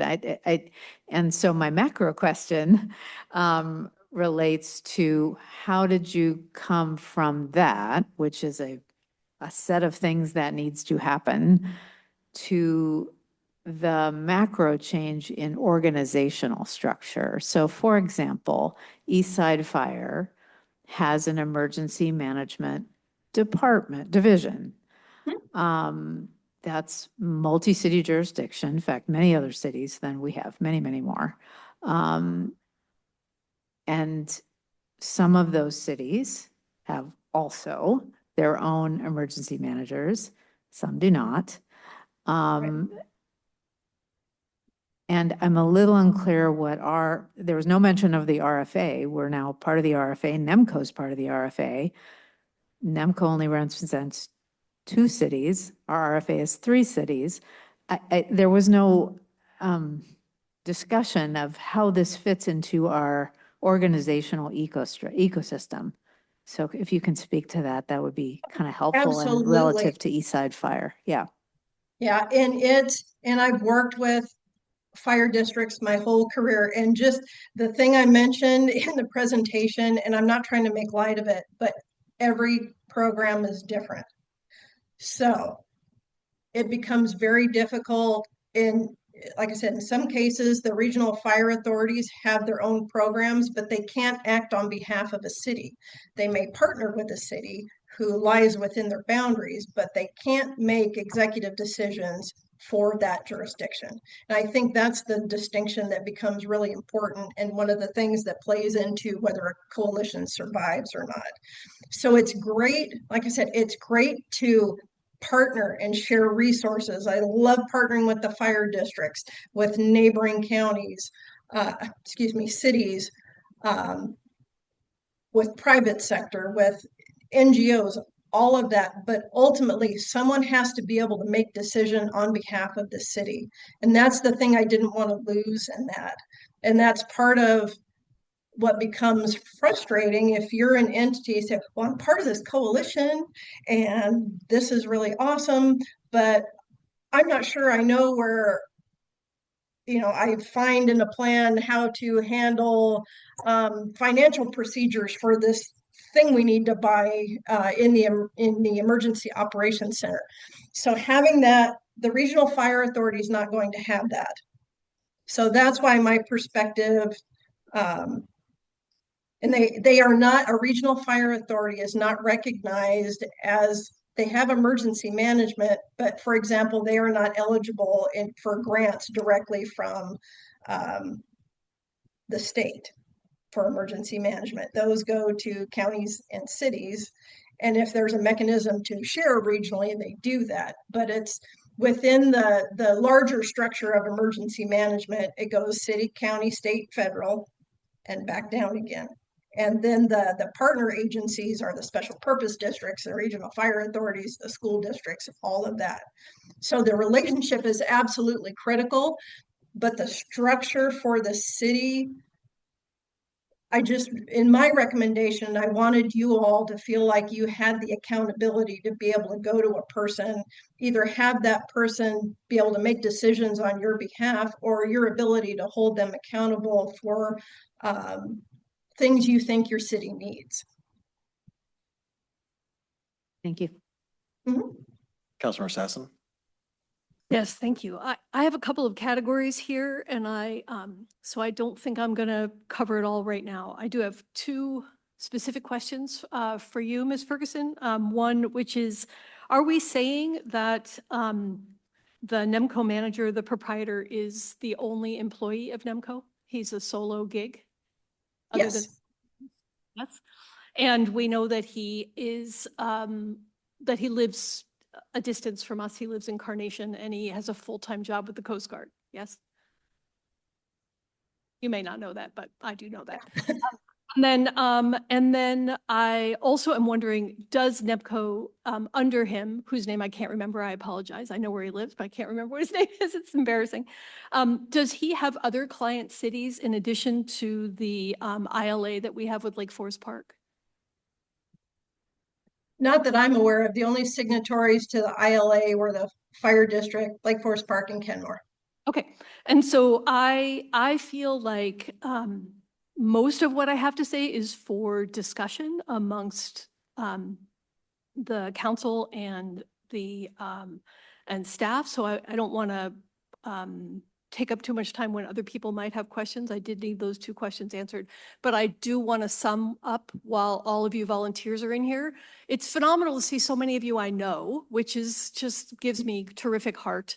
I do think that, I hope that this work that Ms. Ferguson has done will benefit Lake Forest Park as much as it is benefiting us. And I feel like if our paid staff and our council had the amount of confidence that you volunteers have, that we would know what to do, we wouldn't be having this conversation. And so you have, by coming here tonight, by showing up, you have inspired me to figure that, to work hard to figure this out. And I also really need you to know that in terms of all the potential pending disasters and the clarity that help is not coming from the federal government, puts us all on the same page. And so with us for safety, we're on the same page. We're going to figure it out. So that's what I have to say for now. Deputy Mayor. I indicated some comments that I have, so if that's okay. We can hang on then, yeah. Councilmember Culver? Thank you. Yeah, I will save my comments. One question though, you caught my attention with the RFA not being eligible for grants, I guess state grants more specifically. Is that like an intentional choice from the state that they want some separation there? Or could you tease that out a little better from my understanding? No, it's just, and I'm specifically referring to emergency management performance grants. They are administrated, they are given to the states, and then the states then disperse those to the cities and counties that are of a certain population. So I don't know the reasoning behind that, but EMPG specifically has not gone to RFAs or the like. It doesn't mean that can't happen in the future, but right now, the way it exists, it's a disbursement. And the cities do have to be of a certain population to qualify for at least $10,000. So I know both Kenmore and Lake Forest Park each qualify for $10,000. So that contributes an extra 20,000 to the NEMCO budget. Cool. And we are saving comments, right? Did I hear that right? Yeah, once we're done with questions for Ms. Ferguson, Ms. Bent, we can go to comments and discussion. Okay, that is it for me. Thank you. Do you have any further questions for staff, for our consultant? Yes, thank you. Do we have any questions? Okay, then let's move to discussion. Deputy Mayor. In my day job, I work for Port of Seattle, and one of my responsibilities is updating our COOP plan for the accounting financial reporting departments. And in the past 25 years, I just had my anniversary last week, or on Memorial Day, but our celebration just a week ago. And I was reminded of the 4 major catastrophic events or major events that required COOP to the level that impacted our department. Those were the earthquake in 2011, 9/11 for the airport was a COOP plan, COVID, and then in our department, we had a cyber attack. And one thing for sure, having a COOP plan ready in place is incredibly important. Being prepared for that is really important. I'm going to just stop there, and I'm just going to say, looking to the NEMCO volunteers that showed up today, I just have to say thank you. There's nothing like seeing at least 25, I've been trying to count, yellow vests showing who has the backs for our community. And I can't imagine what it would say to you if we were to withhold $83,000 of funding for the good work that you are prepared to do for us. Fortunately, we don't have to call on you that often. But I am very thankful to see each and every one of you here today. I think it's absolutely important that we as a city, public safety is critical. Public safety includes emergency safety.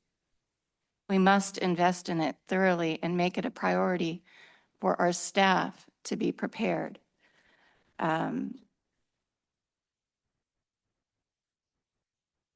Yeah, given what we know today in the environment and, the political environment and not knowing who's going to show up, it's important to have our volunteers know that they're fully supported. And that support for them will help grow the volunteers that we may actually need, which I don't like to talk about, but we do have to be prepared. And this group of people are going to build community. And I really don't know how they can be inspired to continue on if we're not continuing to fund this incredibly important coalition of people. And I also think this isn't a place where we're saving money. We need to invest as a city. I don't know if it's a new position, a part-time position,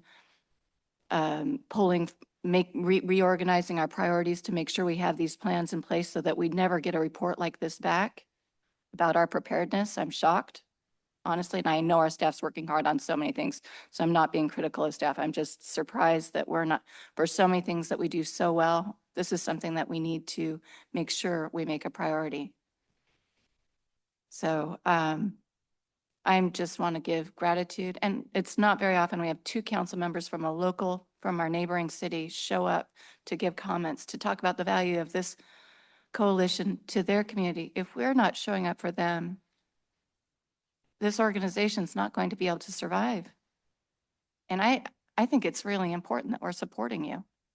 So I think we can have both. We need both. More investment in staff time and continued investment in NEMCO. So I just genuinely thank you all for being here. These yellow vests have warmed my heart tonight. Thank you. Councilmember Culver? Meg, can I just ask? Yes. Is it okay if Jody logs off right now? Just want to I don't know, let it go in case there are any more Yeah, I questions. think Are you I okay? don't think we have any more questions for right now. I think we're just in discussion. So thank you. Great, thank you. Councilmember Culver? Thank you. Yeah, appreciate everyone showing up tonight. Certainly, I'm a former lifeguard and first aid certified and big into disaster planning and safety culture. When the power was out for like a week, I was the weirdo with the solar panels and the backup batteries helping charge people's cell phones. So I am that guy. I'm big time here for it, and I appreciate you all showing up.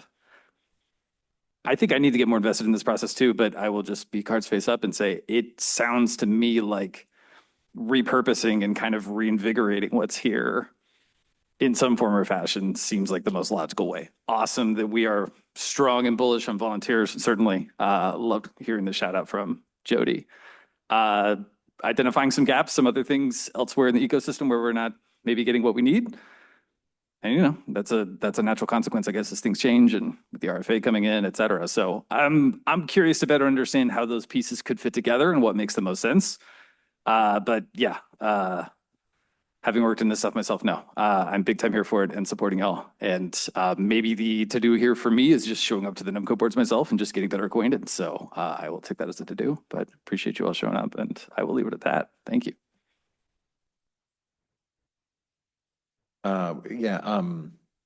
I want to reiterate what everybody said. It is exciting. Well, you know, when we were in executive session, when we finished up, I heard a lot of muttering out here, and I wasn't sure exactly what we would see when we opened up the doors. And it was nice to see that it was all of our NEMCO friends. And, you know, we see you regularly at our fireworks shows and at our concerts and all of that. So thank you for everything you do for the community.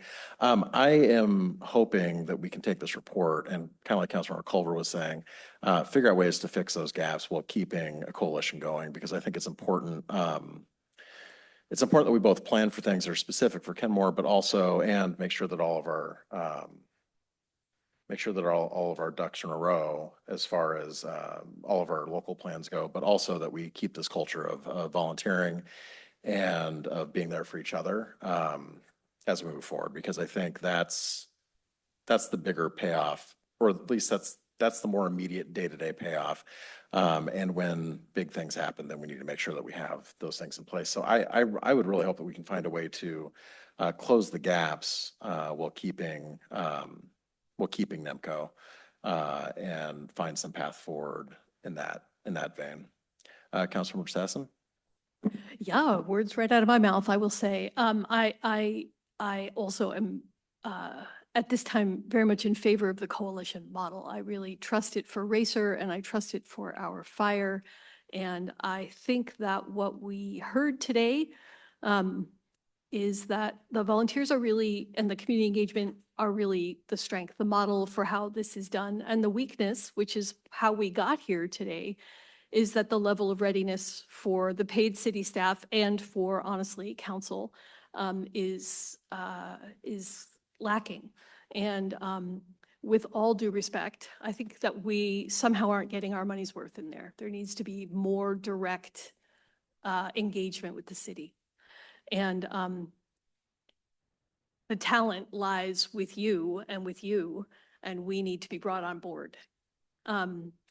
So my hope is to enhance but not vacate NEMCO, and that, you know, for both participating cities, that the staff, we need some dedicated person to provide regular drills. You know, in my previous life, I was a licensed certified professional midwife, so doing home and birth center birth. I owned a birth center, so the whole, you know, procedures, documentation, drills, CPR, NPR, you know, NRP all the time. Check the boxes, make sure the water temperature is this and everything. I mean, I feel like those things feel like busy work, but it keeps procedures front of mind. And so we need that person. And I think Lake Forest Park probably also needs that person, and and I feel that I would recommend that that the city not hire that person, but that NEMCO hires that person, that you no longer have to bear the burden of being a solo practitioner. But I think we're urging you to grow. I'm urging you to grow. And that's really what I had to say. So thank you. Any other comments? Yeah, I might, going off what Councilmember Stassen said, I might propose, you know, and again, I think a lot of work still needs to be done to figure out kind of how we can fill these gaps and address the issues that are highlighted. within the coalition. But I think, I'm a slightly different take than what Councilmember Sassen said. I actually think that, maybe if we need to have somebody internal, if we have to have somebody internal at the city, that maybe we're able to share, do part-time and share that with our other partners, so that we have somebody both inside the city and somebody outside the city, so that we have the person that can call the state and get something to Kenmore or to Lake Forest Park or wherever with that sort of authority, if that's kind of our workaround or something. But it does sound like there needs to be additional capacity of some sort. So, any additional questions, comments? Deputy Mayor? Yeah, I just want to reiterate what you're saying. I think that investment in staff for NAMCO and the cities, actually, I think whatever it looks like, whether it's repurposing staff or assigning, staff finding the path to do so, but we need regular communication with NEMCO and the ability to, do the practice that we need to do. We need to be prepared as a city for the emergency, in addition to NEMCO being our support, partner. So there's both. And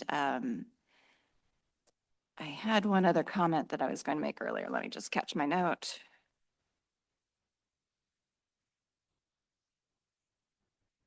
And I actually support the, reviewing and what our strategy is for working with NEMCO. I don't think we can make those plans here. I know that we have all the good people, both in NEMCO, our staff, Lake Forest Park, Shoreline Fire, that can come together, that we can do the things that we need to do to strengthen the benefits of our coalition. So again, thank you. And I know that during this time, with all the environmental concerns that we have, worries about so many things, your work, your volunteerism really matters. And I'm grateful. Thank you. Councilor Lutzis.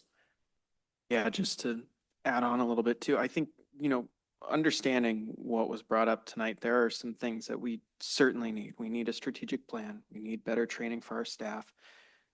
There's a lot there, and that has to be done. At the same time, I know one of the recommendations was not, well, there was the recommendation to either exit or repurpose the ILA that we have in NEMCO. So I think it's certainly possible to continue on that path and look at building in some of those structures.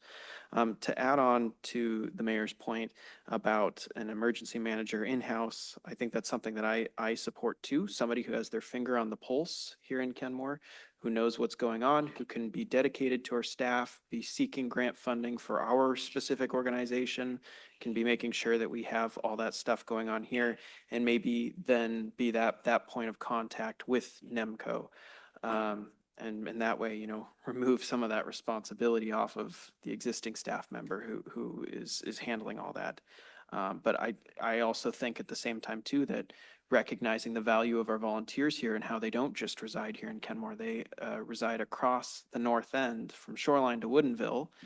It's important that we have an organization, a coalition, who can work with them, train them, coordinate them from city to city to city.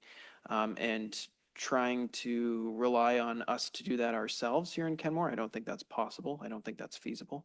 But kind of, in this case, a both, or a yes and of where we can focus some resources to get the training and the things that we need here to come into compliance and make sure that we're prepared, while still partnering with our neighbors and with our community members.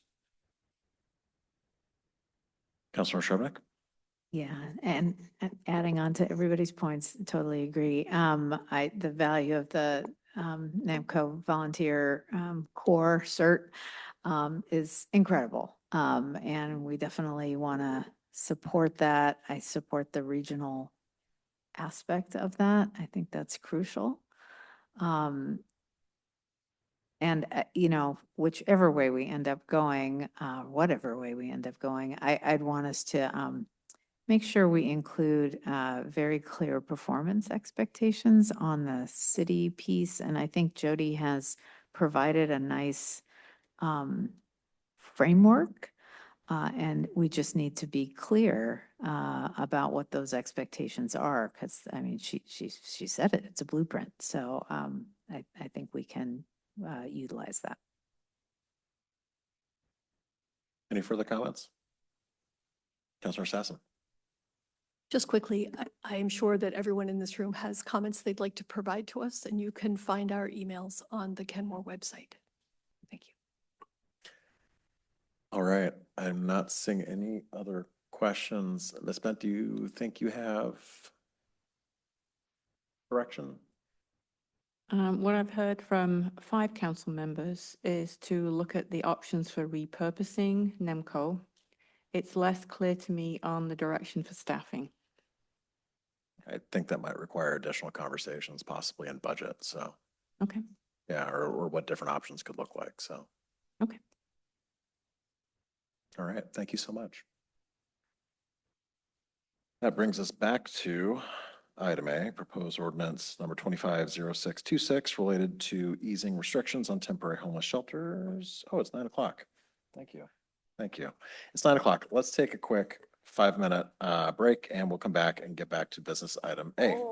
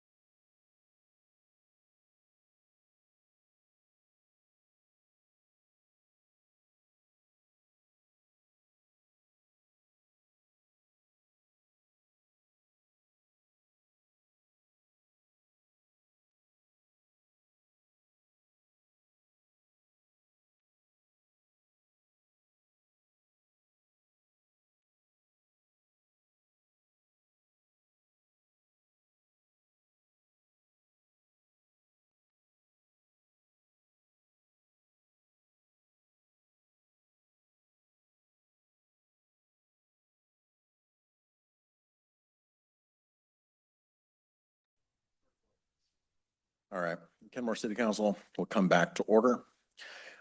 This brings us to proposed ordinance 250626 related to easing restrictions on temporary homeless shelters, amending Chapter 18-100 of the Kenmore Municipal Code, presented by planner Riley Rossbotham. For discussion, Riley. Hello, thank you for having me. So I'm going to do a presentation for discussion and direction on ordinance 250626 for temporary homeless shelters and cold weather low barrier shelters. So the purposes of these code amendments, the first purpose is based on the City Council priority number 2, which is to preserve and increase availability of all types of housing at all income levels, including the needs of people experiencing homelessness. So these amendments are intended to facilitate the ability for sponsoring organizations to host temporary homeless shelters with the goal of providing shelter and stability for people experiencing homelessness, and then while maintaining public health and safety. And then these amendments are also based on the Washington Engrossed Substitute House Bill 1754. And the purpose of this bill, when it was adopted, the state found that residents in temporary settings are a particularly vulnerable population that do not have the same access to services as citizens with more stable housing. And so hosted outdoor encampments and indoor shelters serve as a pathway for individuals experiencing homelessness to receive services and to achieve financial stability, health, and permanent housing. So to give a quick summary of our current code, our code divides temporary shelters into 2 categories. One is just considered kind of a standard shelter, which is in this code section 18.100.200, which is indoor and outdoor temporary homeless shelters. And then the other category is cold weather low barrier shelters, which are intended as emergency extreme weather shelters. So just to give you a quick summary of this, just the code for the standard shelters, a temporary use permit application is required to establish a temporary homeless shelter. There's a maximum duration of approximately 4 months, 125 consecutive days. There's only one temporary shelter allowed per calendar year, and sponsoring organizations must file a report at approximately the 60-day mark. The application must be filed in October in order for a shelter to operate the following calendar year. And then the sponsoring organization has to host a community meeting and provide community meeting notice. And then the requirements for cold weather low barrier shelters are largely the same, but because they're meant for special situations, there are more restrictions placed on those. So a lot of the requirements are similar, like a temporary use permit is required. A lot of the same noticing requirements are present for cold weather shelters. Again, only one cold weather shelter per calendar year is allowed. And then they have some limitations on operating hours. So in our current code, they're intended to be just during the nighttime from 7 p.m. to 7 a.m. And residents are not allowed to leave and re-enter the shelter. And I will give a quick summary of, so the state requirements that this is based on. And I want to be clear that the proposed amendments are presented in order to be consistent with state code, because Kenmore's existing code was adopted in 2018 before the state bill was adopted. The state bill doesn't actually require the city to make amendments in order to be compliant with this RCW. So the city doesn't have to make these amendments, so it's voluntary, but the intent is to bring the city code into consistency with these state stipulations. So for example, if our current code were adopted now as new, it would not meet the state requirements. So the city is providing proposing to bring our current code into consistency with state code. And then also we have some additional amendments proposed that staff has found through use of this code places substantial burden on organizations providing this type of shelter. So we're hoping to amend that to remove that burden. So the purpose of the state bill was to impose conditions or was to require, ensure that code cities do not take any action that imposes conditions other than those necessary to protect public health and safety, and that do not substantially burden the decisions or actions of religious organization regarding location of housing or shelter. And the state requirements are very specifically focused on religious organizations, but in Kenmore's code, we call it a sponsoring organization, which includes both religious organizations and nonprofits and compiles them under one umbrella. Yeah, so some of the specific requirements of state code are that the city cannot specifically limit a religious organization's availability to host an outdoor encampment for fewer than 6 months during any calendar year.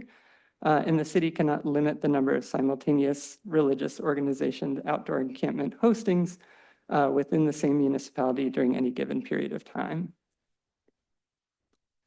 So some things that would stay the same, we have a lot of sections in the code that are intended to maintain public health and safety. So a temporary use permit application would still be required for any temporary shelter. Any sponsoring organization would need to host a community meeting and provide notice. A site plan, self-management plan, and transportation plan would all be required. A code of conduct is required.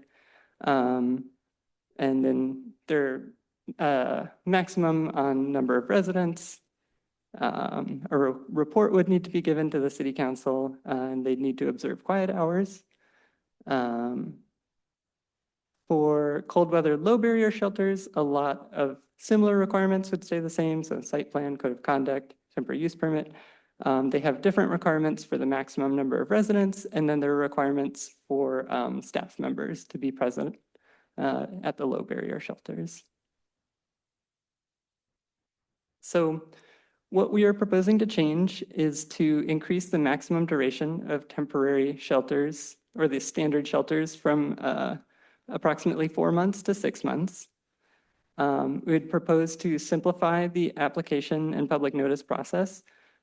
So instead of requiring the hosting organization to do a lot of the mailings themselves, we would put that responsibility to the city.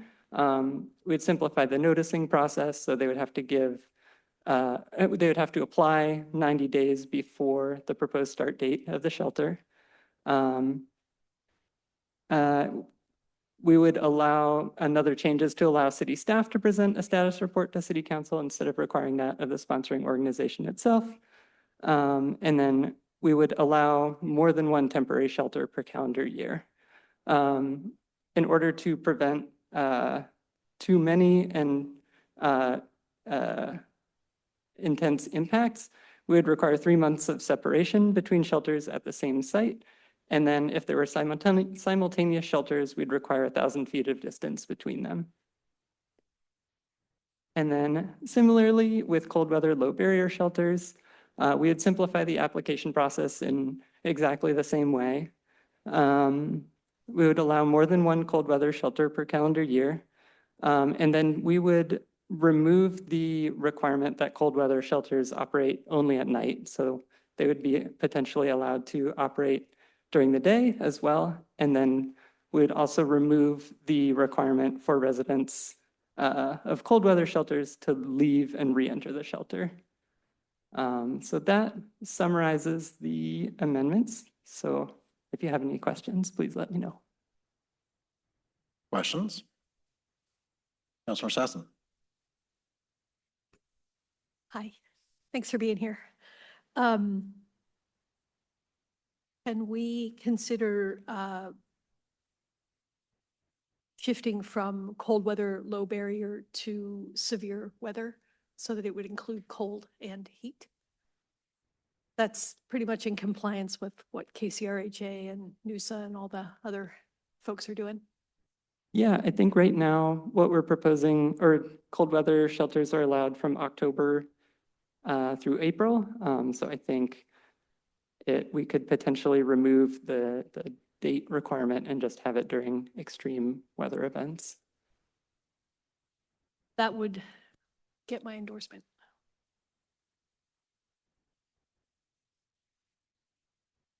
Any other? Councilmember Culver? I'll just second that motion. I'm glad you brought that up. Thank you, Councilmember Sassen. I guess a question too, like, are there any other factors here that we felt like were sort of limits, right? Things that we were running into of saying like, we would like to, organizations would like to house more people, but they ran into this. I'm assuming that these changes do address those. I guess my question goes a little further. Are there others that you all decided to sort of hold back on that you thought like, this would help too, and we decided to hold that? I'd be kind of curious to understand those parameters better. Yeah, that's a good question. I think, I think there are a lot of like things that we could go more on. So like expanding the duration from 4 months to 6 months was a choice. And like we could allow it to be longer. I think the 6 months was kind of based on feedback from some of the shelters that have operated here and sort of what they indicated would be like good for them to operate. Yeah, but I think in terms of holding back, can't think of anything specifically. Yeah. Appreciate it. Thank you. I mean, one thing that I seem to remember coming up in previous presentations, and that I've heard from providers is that we, it's on page, looking at the proposed ordinance, it does not page numbers, but under under C for cold weather, and then subsection 3H, H. We've heard from folks, there's a reason why, KCRHA will never be able to locate a cold weather or severe weather shelter in Kenmore because of our language requiring warrant checks, which makes that sort of service just completely untenable. And the irony being that we were the city that started hosting severe weather shelters or cold weather shelters first out of kind of the North King County cities. But now we're barred from doing so. I know Councilmember Sassen has brought this up before I can't remember if it was from a KCRHA presentation or NUSA. I know I've raised it before, and I kind of feel like while we have this chapter open, it's worth the discussion as to whether we're interested in removing that particular bullet point. I'm curious what my colleagues. Deputy Mayor. Can you read the bullet point again? I just need to hear Yeah, it it says before, and this is under for cold weather, but could be changed to severe weather. It says before admitting a potential resident, contact the King County Sheriff's Communications Center or other agency or office approved by the city to determine whether the potential resident is registered as a sex offender or has an active felony warrant. The potential resident is a registered sex offender or has an active warrant for a felony prohibited admission to the shelter.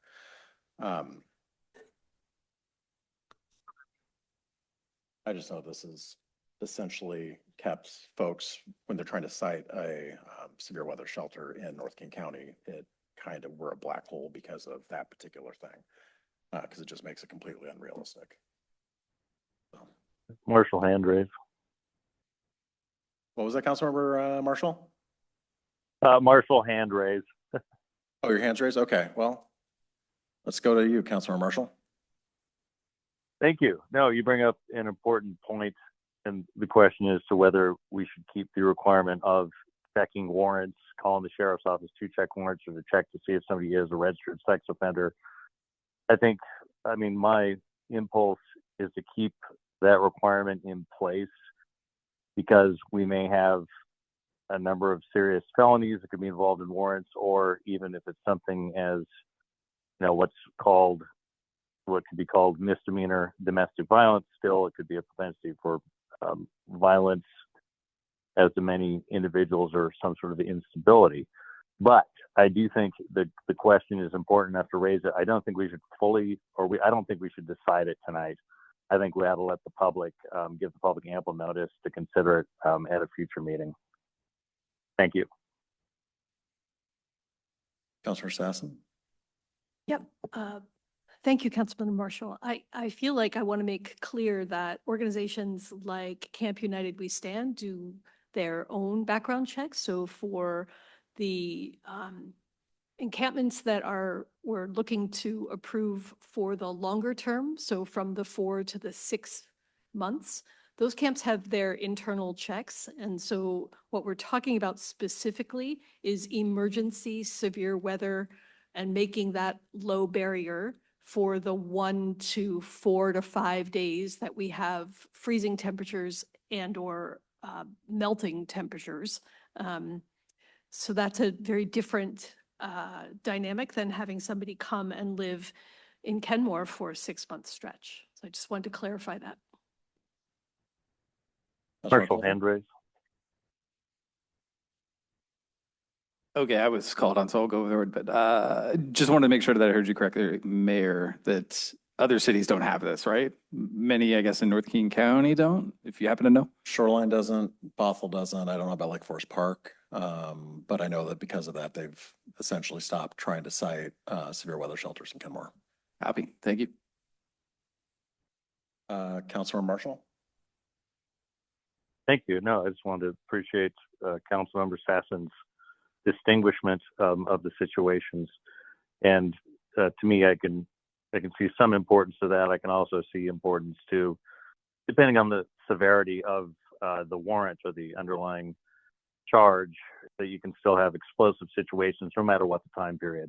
So I appreciate that. Thank you. Councilor Lutzis. Oh, sorry, Councilor Shrubnik. Oh, thanks. I too feel like it would be really helpful, and I always bring this up for almost anything, to know what other cities are doing, in particular, issues that are regional. I mean, homelessness is a regional issue, and citing shelters, whether they're severe weather or otherwise, these are regional facilities. So if we all of a sudden are out of step one way or the other, having more permissive or significantly less permissive, we want to be doing these changes in tandem with our neighbors, I guess is what I'm saying, to the extent feasible. So if all of our, or most of our other neighbors don't have this restriction, and it's the KCRHA policy to not have this restriction, I think we probably shouldn't have this restriction. But, and similarly, it seems like this, for example, the 1,000 feet thing, that just seems super arbitrary to me. It's like 1,000 feet, like I can see 1,000 feet, it feels like don't bother if it's 1,000 feet. I mean, if we're going to talk about a half mile, I mean, that starts to be a separation, or even a quarter mile, but 1,000 feet, that doesn't feel meaningful. I don't know what the purpose of that would be. But I think having some distribution is potentially a reasonable thing, so that you don't have like several concentrated in one area. I do think that is a thing that we'd want to consider. So I guess I was curious where that 1,000 came from, or if other cities are doing that, or yeah. Yeah, that 1,000 feet came from the state code, but we could definitely look into other neighboring codes and see if they have other examples of separation. Or So it does come from, so is it a state requirement that we can't restrict more than like further than 1,000 feet? I mean, is that? Yeah, that is so that is the maximum distance allowed in the state code, but okay. We can still make amendments to our code that, and again, because our ordinance was in place before, we don't have to come into compliance. with Okay. that, so. Yeah, I mean, like I said, 1,000 feet doesn't feel particularly meaningful. And then the last thing, and I know you had it on a slide, but I'm trying to figure out like what has actually changed in some of these things. I mean, there's a lot of text that in the actual ordinance that is crossed out and replaced, a lot. And, you know, things like 30-day notice. And I mean, I can't, it's hard for me to tell what has changed. I mean, so maybe going over this and for example, I know that well over a year ago, we made the change to having the city do the notice rather than the organization. But then I kind of heard you say, well, that's a change. I mean, it's not a change. We already had adopted that. So what is actually changing from our current, I guess would be the question. Yeah, I Okay. think most of the text that you're seeing has to do with the application procedure and the noticing process. So our current code requires the applicant to submit to the city, before even applying, submit to the city a notice of intent to submit application Right. and a notice for their community meeting. Right. And then once they apply, the city will issue a notice of the actual shelter. So I think that's what was changed earlier. But the way that we've changed it in these proposed amendments is instead of requiring the applicant to submit a notice and then because currently only one is allowed per year, there's like a system where applicants provide a notice and then the city ranks those notices and then chooses one. So instead of that, we would just have the applicant apply for it at least 90 days before the proposed dates, and then the city would provide the notice of the community meeting and the notice of the actual shelter. So there's no itself. ranking. I mean, there's no ranking because you just allow them all Exactly. basically and just Yeah. notice them all. And there's no limit, correct? I mean, we can't, and not that I'm saying we should, but I mean, we are not allowed to have a limit, correct? In the proposed amendments, we don't have a limit. I think based on the state code, and I think we could apply a limit, but we're not in these amendments. Yeah, and it's exactly this kind of thing that I think it would be super helpful to know what our neighbors are, what is the policy of the regional authority? What are other neighboring cities doing around this? I mean, this, I'm just making this up, but if we say no limit and everybody else says 2, that's going to have repercussions. I'm not saying that that's the way it is, but it'd be nice to have an awareness of that. Yeah, I can definitely do research into that before it comes to the next meeting. Mhm. Councilor Lutzis? Yeah, I was going to briefly jump in and support Councilmember Marshall regarding 3I and just the case that, I trust organizations to do their homework too, but I would feel more comfortable if the city does their part, at least to ensure that when, there are certain groups of vulnerable individuals in one place that certain people aren't exposed to potential issues or threats. And I just don't want an issue down the road where we don't put this in there and an organization doesn't do their homework and then we have an incident that is very unfortunate. And that's not to characterize anything. And I think, I support these amendments wholeheartedly, and I want to do what we can here in regard to this, but I also want to make sure that we're protecting vulnerable individuals in our community. Deputy Mayor? First, I want to say I'm really grateful for the amendments. I feel like increasing the duration to 6 months is really good. There's a part of me that wants to go further than that, but I'm going to accept that we're making progress here. I actually support the mayor's suggestion to remove item H. In particular, in the event of a severe weather event, we're talking about these shelters are limited to 30 consecutive days, if I read correctly in here. I would hate for us to have a rule that causes someone to be hospitalized or die in a severe weather situation when we have the opportunity to provide shelter. Everyone's a human. People make mistakes. There are mothers and fathers with felonies because of domestic violence situations that might need shelter in that situation. There are any number of things.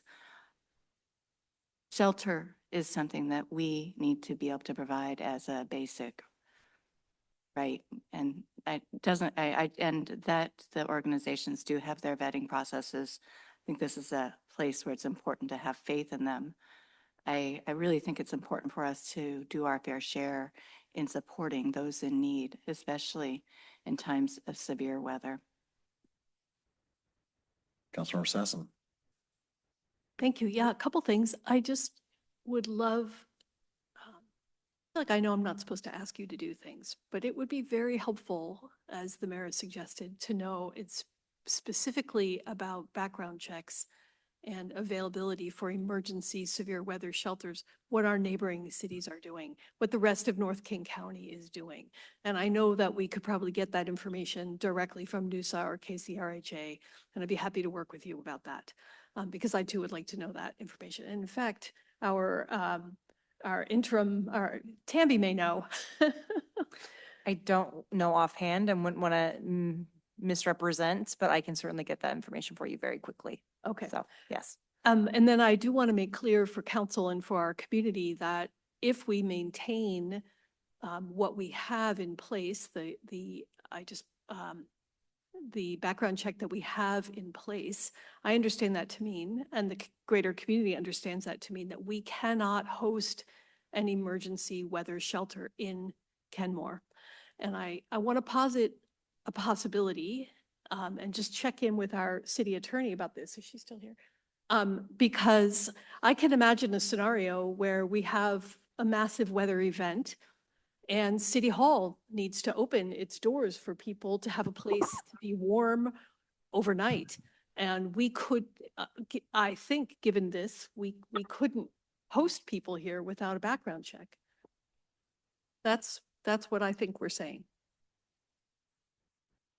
So I don't have the regulation in front of me, but I have heard the conversation, and that's my understanding also, that the regulation would require a warrant check prior to entry. While you guys continue, if it's incorrect, but I will check quickly. Yeah, I just want to reiterate what Councilmember Sassen said, because that's also my understanding. Having subsection H in there is a de facto ban on cold weather shelters in Kenmore. And I think it's tied to some of the funding that comes through King County too, that their funding does not support high barrier cold weather shelters. And so having that in there is, and it's in and of itself a de facto ban on severe weather shelters. Because they just will never locate here, and our folks will end up having, and right now we're stuck in a place where our closest cold weather shelter is way far away on the other side of Aurora and Shoreline, which is difficult to get to from here, although I know that they've been working on transportation solutions for folks, and maybe they'll be able to get something in Bothell at some point, but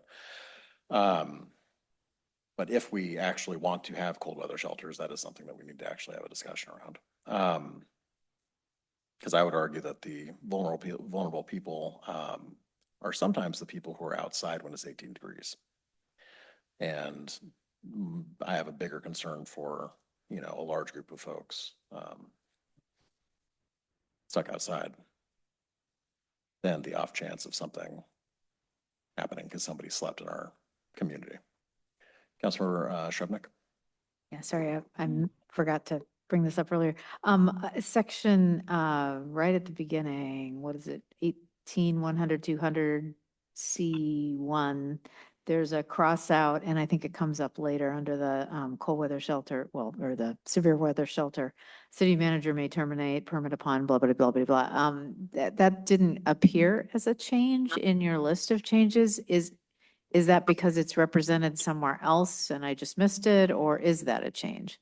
Yeah, I apologize for not including that. There's a slight change there. So we do add similar language under section C6 in that. And then similarly under the cold weather shelters, we did something similar, but essentially I don't see a section 6 that goes to section 5 and then it goes to D.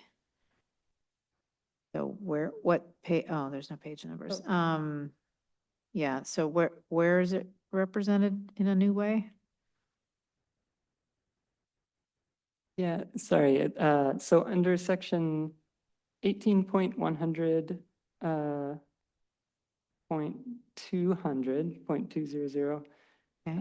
it's under section.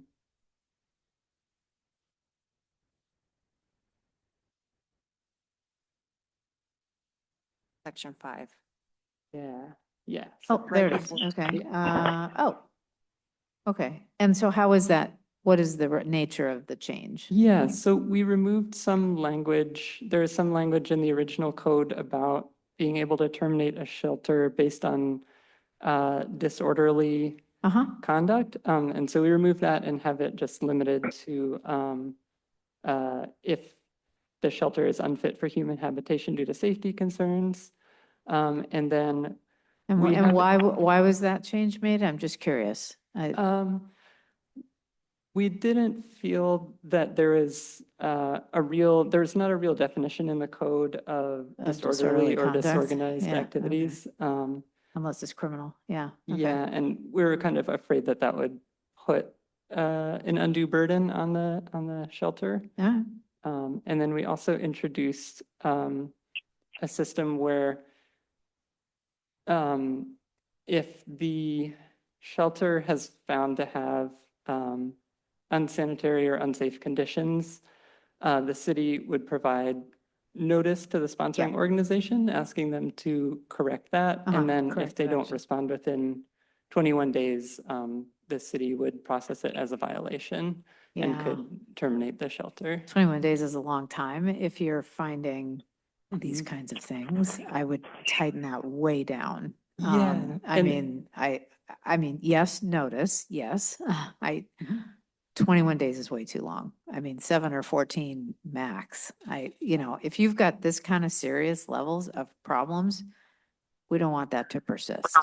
Yeah, and that 21 days is also taking into account the city has the authority for an emergency order when something is immediately hazardous to act on it immediately. So the 21 days is intended for sort of less serious conditions. Yeah. Mhm. And that emergency piece is somewhere else. Yeah, Okay, that's okay. in another code section. Okay, Mhm. cool, Yeah. thank you. Mhm. Any other questions or comments? Do you have an answer to the earlier question, City Attorney? Yes, thank you, Mr. Mayor. My original interpretation is correct, so that they would require prior to entry a check on warrants. If it was determined that an individual had those warrants, then entry in fact would be prohibited. Councilor Marshall, did you have your hand up? I do not. Okay, sorry, I just want to double check. That's Any other okay. questions? Appreciate it. Any other questions or comments? So what I think I'm hearing from folks, and again, chime in if I'm wrong, what I think I'm hearing from folks is that we need more information about what our surrounding cities are doing, what funders recommend, and come back for a little bit more discussion at a slightly later date. That's what I think I'm hearing. Yes. Okay. Yes. All right. Well, thank you very much for the presentation, Riley. Super helpful. And yeah, appreciate it. Thank you all. Yeah. Yeah. Brings us to code amendments to Title 18 of the Kenmore Municipal Code, critical areas, presented by Principal Planner Todd Hall and Osborne Consulting Team, Principal Terrell Osborne and Senior Biologist Diana Halliday for discussion and direction.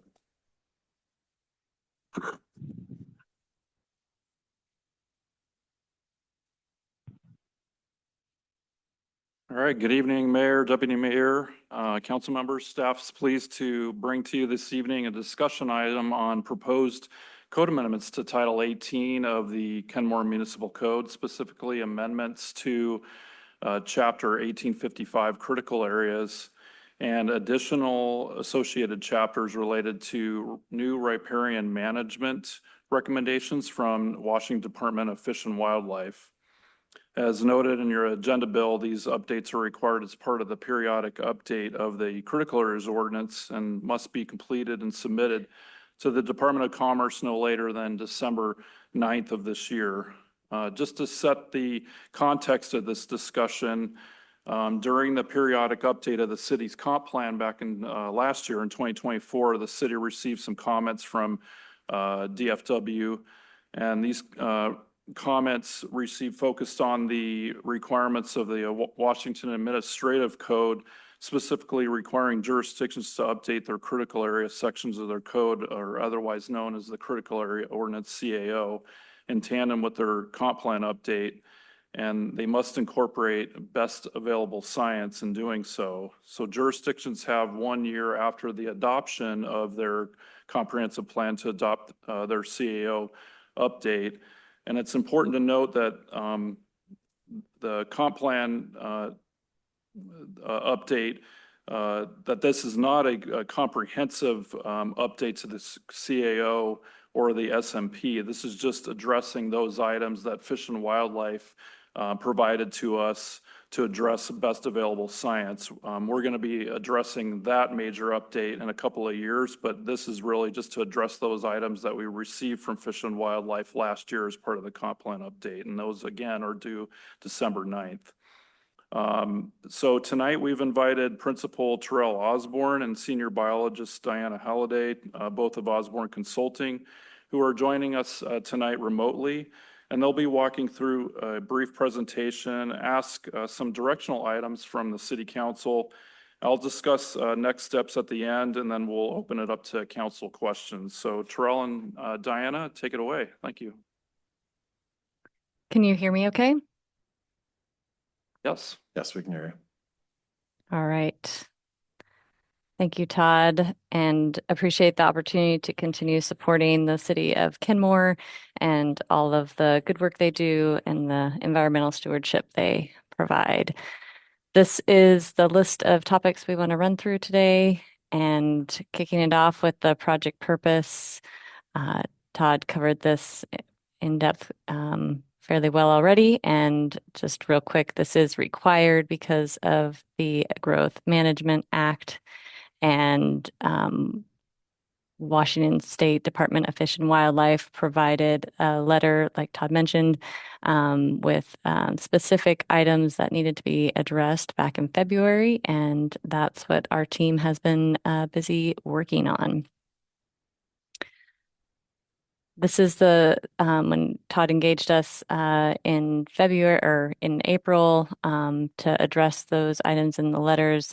This is the scope of work that we've been charged with, and that includes reviewing all of the gaps identified by WDFW and doing a comparison. And we developed that matrix and reviewed several other jurisdictions' critical area ordinances, including Lake Forest Park, Snohomish County, and others, and then developed an annotated outline of those changes. And that's where we're at today, and presenting for the first time here today, which, and then we'll come back in September with this overview here of the schedule. I'll jump to the end just to give that critical date of December 31st, 2025, to remind us all that that's what we have to meet in terms of getting this ordinance update done by then.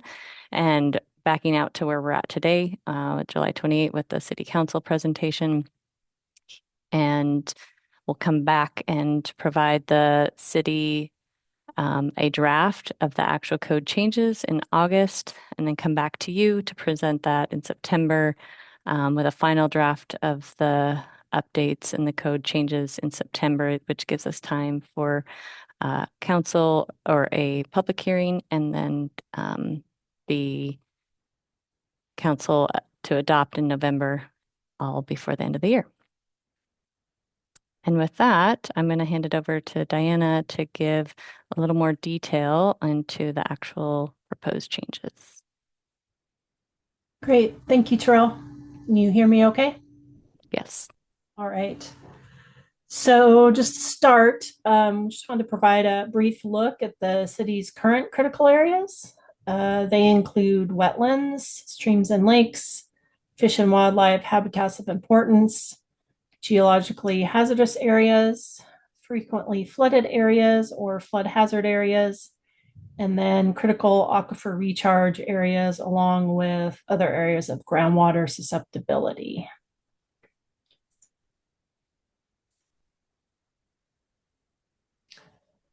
As mentioned earlier,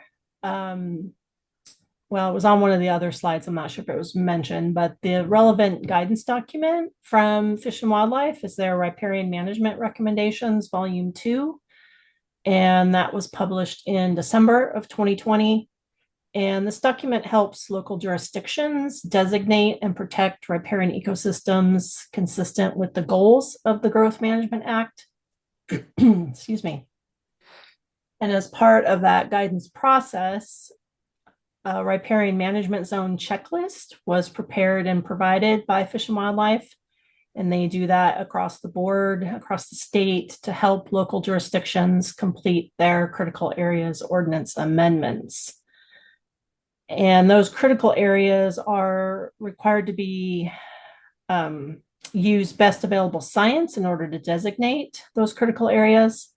And Fish and Wildlife uses the checklist to help translate that current science into code updates.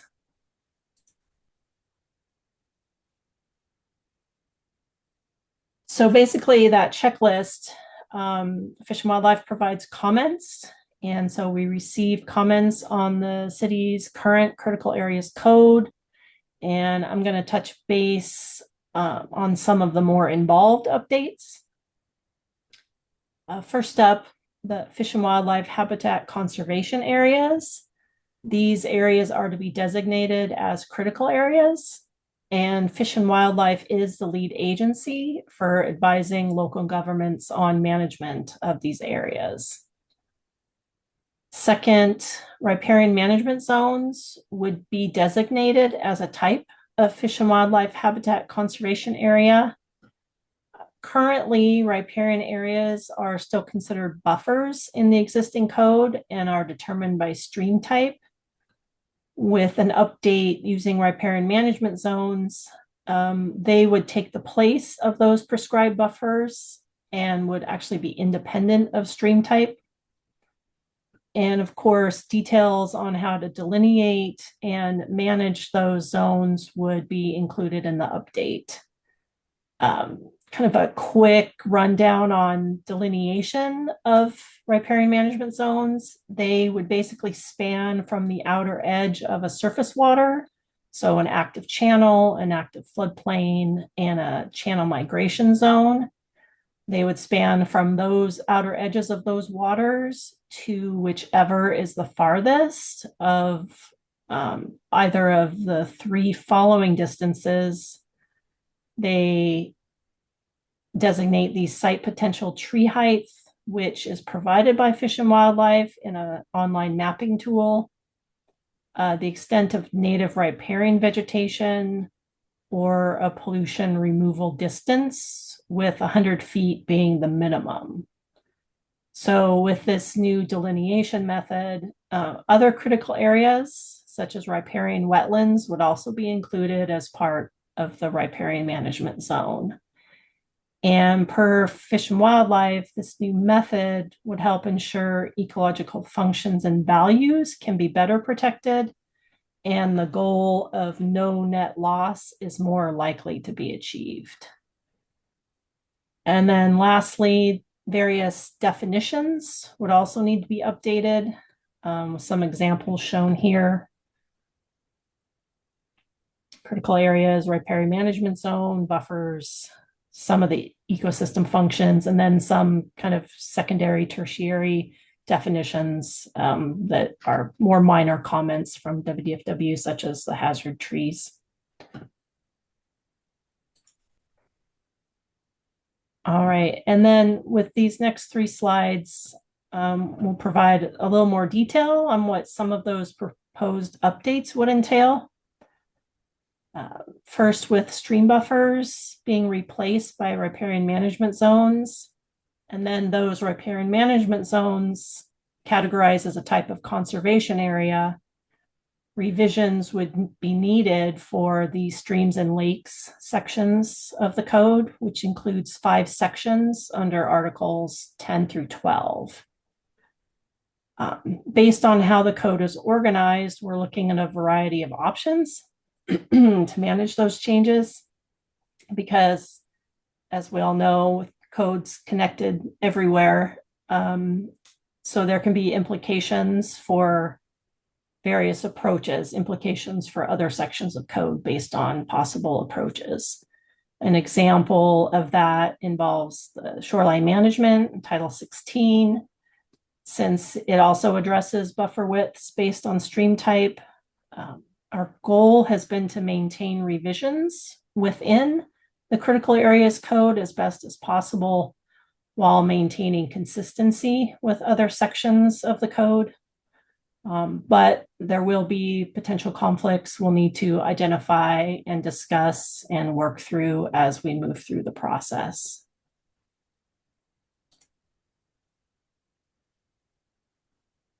Second, in terms of the fish and wildlife habitat conservation areas, basically that would replace the fish and wildlife habitats of importance, which are currently addressed in Articles 13 through 15.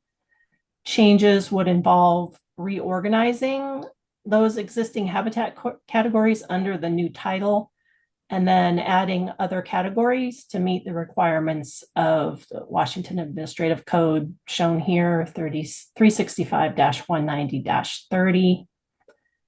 And of course, riparian management zones would now be included as a new category of conservation area. And we're looking to avoid changes to existing requirements for habitats that are already in the code, especially when it comes to critical areas reporting and habitat management plans. Excuse me. But with the proposed updates, we will be adding new categories of conservation areas under which critical areas reporting and possible habitat management plan requirements would apply. And then just lastly, Fish and Wildlife recommends establishing a streamlined review process to help incentivize riparian restoration or enhancement projects. And we reviewed the code for existing methods of streamlining and used the exception for public agency and utility projects as an example. Based on that, we've drafted new language for riparian restoration or enhancement projects under a new section, but we're also open for input for other potential management options if needed, including as an exemption, which might be too simple of a process for managing those types of projects. Again, open to other methods depending on where it might fit best in the code and fulfill the intended purpose. So to finish up, I'm going to pass it back to Todd Hall, who's going to discuss outcomes and next steps. All right, thank you, Diana and Terrell. So as they both mentioned, we'll be addressing just the pertinent sections of Chapter 1855 and some connected chapters to address this new methodology. And it's important to note again, as I mentioned previously, that this is not the major or comprehensive update to the critical area ordinance. We're just addressing those at this time that Fish and Wildlife brought up to address best available science.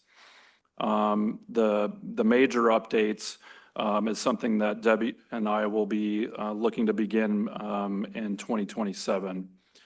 So for next steps, we're anticipating providing track changes at the September 15th meeting for review. And then we're anticipating a public hearing be scheduled on proposed amendments in October, and then have an ordinance for adoption either later in November, or early December, before that December deadline. This concludes our presentation, so I'd like to hand it back over to the mayor and council for any questions you might have. Thank you very much. Questions? Councilmember Sassen. Really? Nobody else wants to go? We asked a lot of you to start your presentation at 10 o'clock, so I really appreciate that, all three of you for being here for that. And I confess my own attention is flagging, so I'm just going to cut to the chase. Is there anywhere in this work where we are weakening environmental or habitat protections that I can't see with my untrained eye? No, and I mean, I can refer that question to Terrell and Diana, but from my perspective, no. If anything, it's, because we're updating our code to make sure that we're meeting best available science, it's, strengthening what we already have in our existing code. And Terrell and Diana, if you want to chime in on supporting that comment, feel free. Yeah, I would concur. Fish and Wildlife has the job of helping local jurisdictions meet best available science, and we are following that documentation that they provided in terms of their review of the city's existing code. Thank you. Other questions or comments?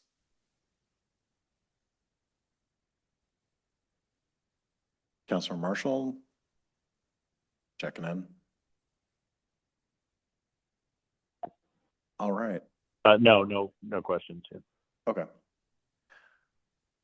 All right. Well, I'm not seeing any other council comments or questions.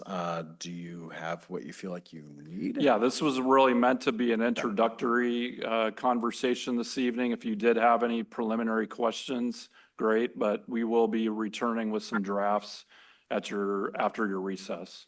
So sounds great. Thank you so much. Thank you. Appreciate it.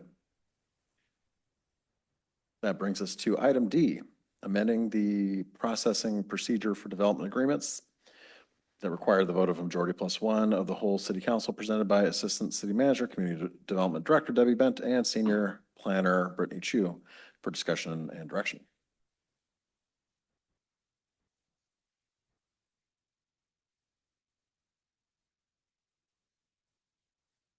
Good evening, Council. We do have a short presentation, but while that's loading, I just wanted to kind of remind you, why are we talking about this? Why is this being brought forward? Well, we had to do some searching. I knew it was a council initiative, so Todd did some extensive searching to find out that this came up on September 24th. It was brought up by Councilmember Culver, who asked for further discussion on whether there should be any changes to how a development agreement is processed or an amendment to a development agreement is processed. And there were 4 council members giving that direction. So it was placed on the docket work program. As it does not involve changes to the comprehensive plan, it's being brought directly before council. So I just wanted to kind of address that question about why we're talking about this.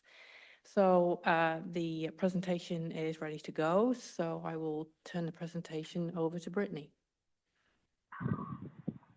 Thank you, Debbie. Good evening, Mayor, Deputy Mayor, and members of the City Council. Community Development staff are pleased to be here tonight with you to discuss amending the processing procedure for development agreements to require the vote of a majority plus one of the City Council. So today we're going to go through the introduction of the background and the policy questions. And in September, we'll have a public hearing. Then we'll go through the Department of Commerce and SEPA comment period between September and November. And then lastly, in November, we'll hopefully have some council adoption. So what is a development agreement? This is a voluntary contract between a city and a property owner, which specifies the standards and conditions of the development of the property. Although the agreements are voluntary, they are legally binding once the contract has been signed. The Local Project Review Act in 1995 established a framework for land use planning and development permitting. So both RCW 36.70B and then WAC 365-196-845, they authorize cities to enter into development agreements with property owners, and they describe the types of development standards that are appropriate in a development agreement, such as timelines, land uses, design standards, and other elements. But the benefits is that this allows local governments to specify standards and conditions that will govern the development of a property. The city may impose requirements to mitigate project impacts or require clarification about project phasing and timing of public improvements. This also gives flexibility to the city to achieve public benefits and respond to community needs. And it provides flexibility for modifications of development standards for a project. So overall, this gives assurances to the developer that the development regulations that apply to the project will not change during the term of the agreement. So previous examples of development agreements in Kenmore include the Kenmore Village on Main Street, which was approved in 2012. So that includes the hangar, the community area, both the Link and Flyaway apartments, and then the commercial spaces as well was part of that development agreement. And then we also have the Bessier Master Plan extension through 2025, which was approved in 2015, and the Plymouth Supportive Housing Project, which was denied last year in 2024. So what are the differences between a majority and a supermajority vote? So majority in terms of Kenmore would be a vote of 4 out of 7 council members approving a project, and a supermajority would be 5 out of 7 approving a project. So majority would be equal to 50% plus 1, and a supermajority would be a majority plus 1. So other examples could include 3/5, 2/3, or 3/4 are all examples of supermajorities. And what are the advantages and disadvantages of a supermajority vote? So the advantages, this ensures that decisions have widespread support across the legislative body. This offers a broader consensus and enhances the legitimacy of the outcome. This also ensures lasting policy decisions by reducing the likelihood of reversals, and it prevents rash decision-making. So supermajority votes require careful deliberation. Only well-supported and thoroughly considered measures are passed. And then the disadvantage, the first one is that it can be difficult to achieve in highly polarized groups. A small group can block actions, even if a majority supports them. And then lastly, it makes development agreements more difficult to approve. So in our region, we looked at which cities are using the supermajority or majority vote in our area. So this was a small sample of cities. So along with Kenmore using the supermajority vote, we also have Algona, Sumner, and Dayton, which is on the southeast part of the state. And then these other cities around us, Kirkland, Lake Forest Park, Woodinville, are using the simple majority vote. So this is an example of a development agreement in Everett. So this development includes building hundreds of homes along the riverfront, as well as entertainment, shopping and dining, and recreation opportunities with trails, parks, and water access. So this example is similar to Kenmore with the Lake Point property or other future developments. And so what's the process of going through a development agreement in our code? The first part is the city considers entering into a development agreement with the property owner. Then the property owner submits a development agreement application, which is reviewed by staff, and the city manager provides a recommendation. A public hearing is then held, and city council reviews the application. But 2 public hearings have to be held if there are deviations from land uses, residential densities, floor area ratio limitations, or maximum height. And lastly, the city council will vote on the development agreement, and it can only be approved if there is a supermajority of 5-2 vote. So the first policy question is, should the supermajority vote of the city council be retained to approve code deviations such as land uses, residential densities, floor area limitations, and maximum structure height for development agreements? So the first option is yes, we should retain the supermajority vote. The second option is we should only retain it for some code deviations. And the third option is that the supermajority vote should be eliminated, which means development agreements will be approved by a simple majority vote. And the second policy question is, should the supermajority vote of the city council be retained for approving or modifying an amendment to a development agreement? So this is in general approving a development agreement. So the first option is yes, it should be retained, and the second option is no, which means only a simple majority, a 4-3 vote, will be used to approve a development agreement. This concludes the presentation. Thank you all for your time. Please let us know if you have any questions, and we'd like to hand it back over to the mayor and the council. Questions?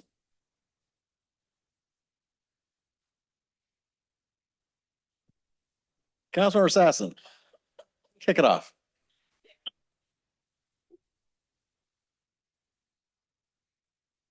Councilmember Sassen. Can you please share with me what year and under what circumstances the supermajority was adopted in Kenmore? Yes, the original supermajority was adopted in 2012, and then there was an amendment in 2015. They also added it to other land uses, density, floor area, and height.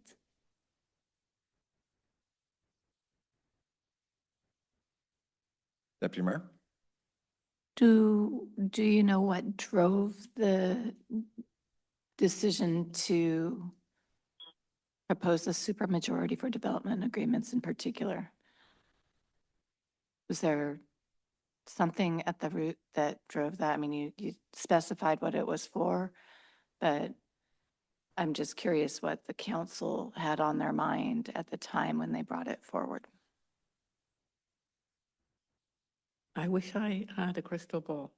I don't remember exactly why it was originally brought forward and then why it was changed to a supermajority for everything.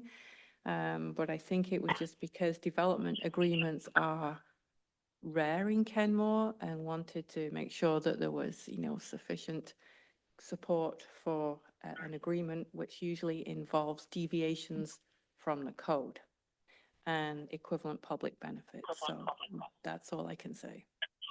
I believe it originated with Councilmember Brent Smith. I think this was his, I think this is something he did when he was on council, either when we were doing the Main Street Development Agreement or something similar. Councilmember Lutsis? Yeah, just clarifying question regarding your presentation on the next slide. I think policy question 2 in parentheses of B, is that meant to read development agreement amendments will be approved or modified by a simple majority vote? Sorry, could you repeat the question? Yeah, in B here, so the overarching policy question, says, should the supermajority of the city council be retained for approving or modifying an amendment to a development agreement? And then in B, within the parentheses, that clarifying comment, should that read development agreement amendments will be approved or modified by a simple majority vote?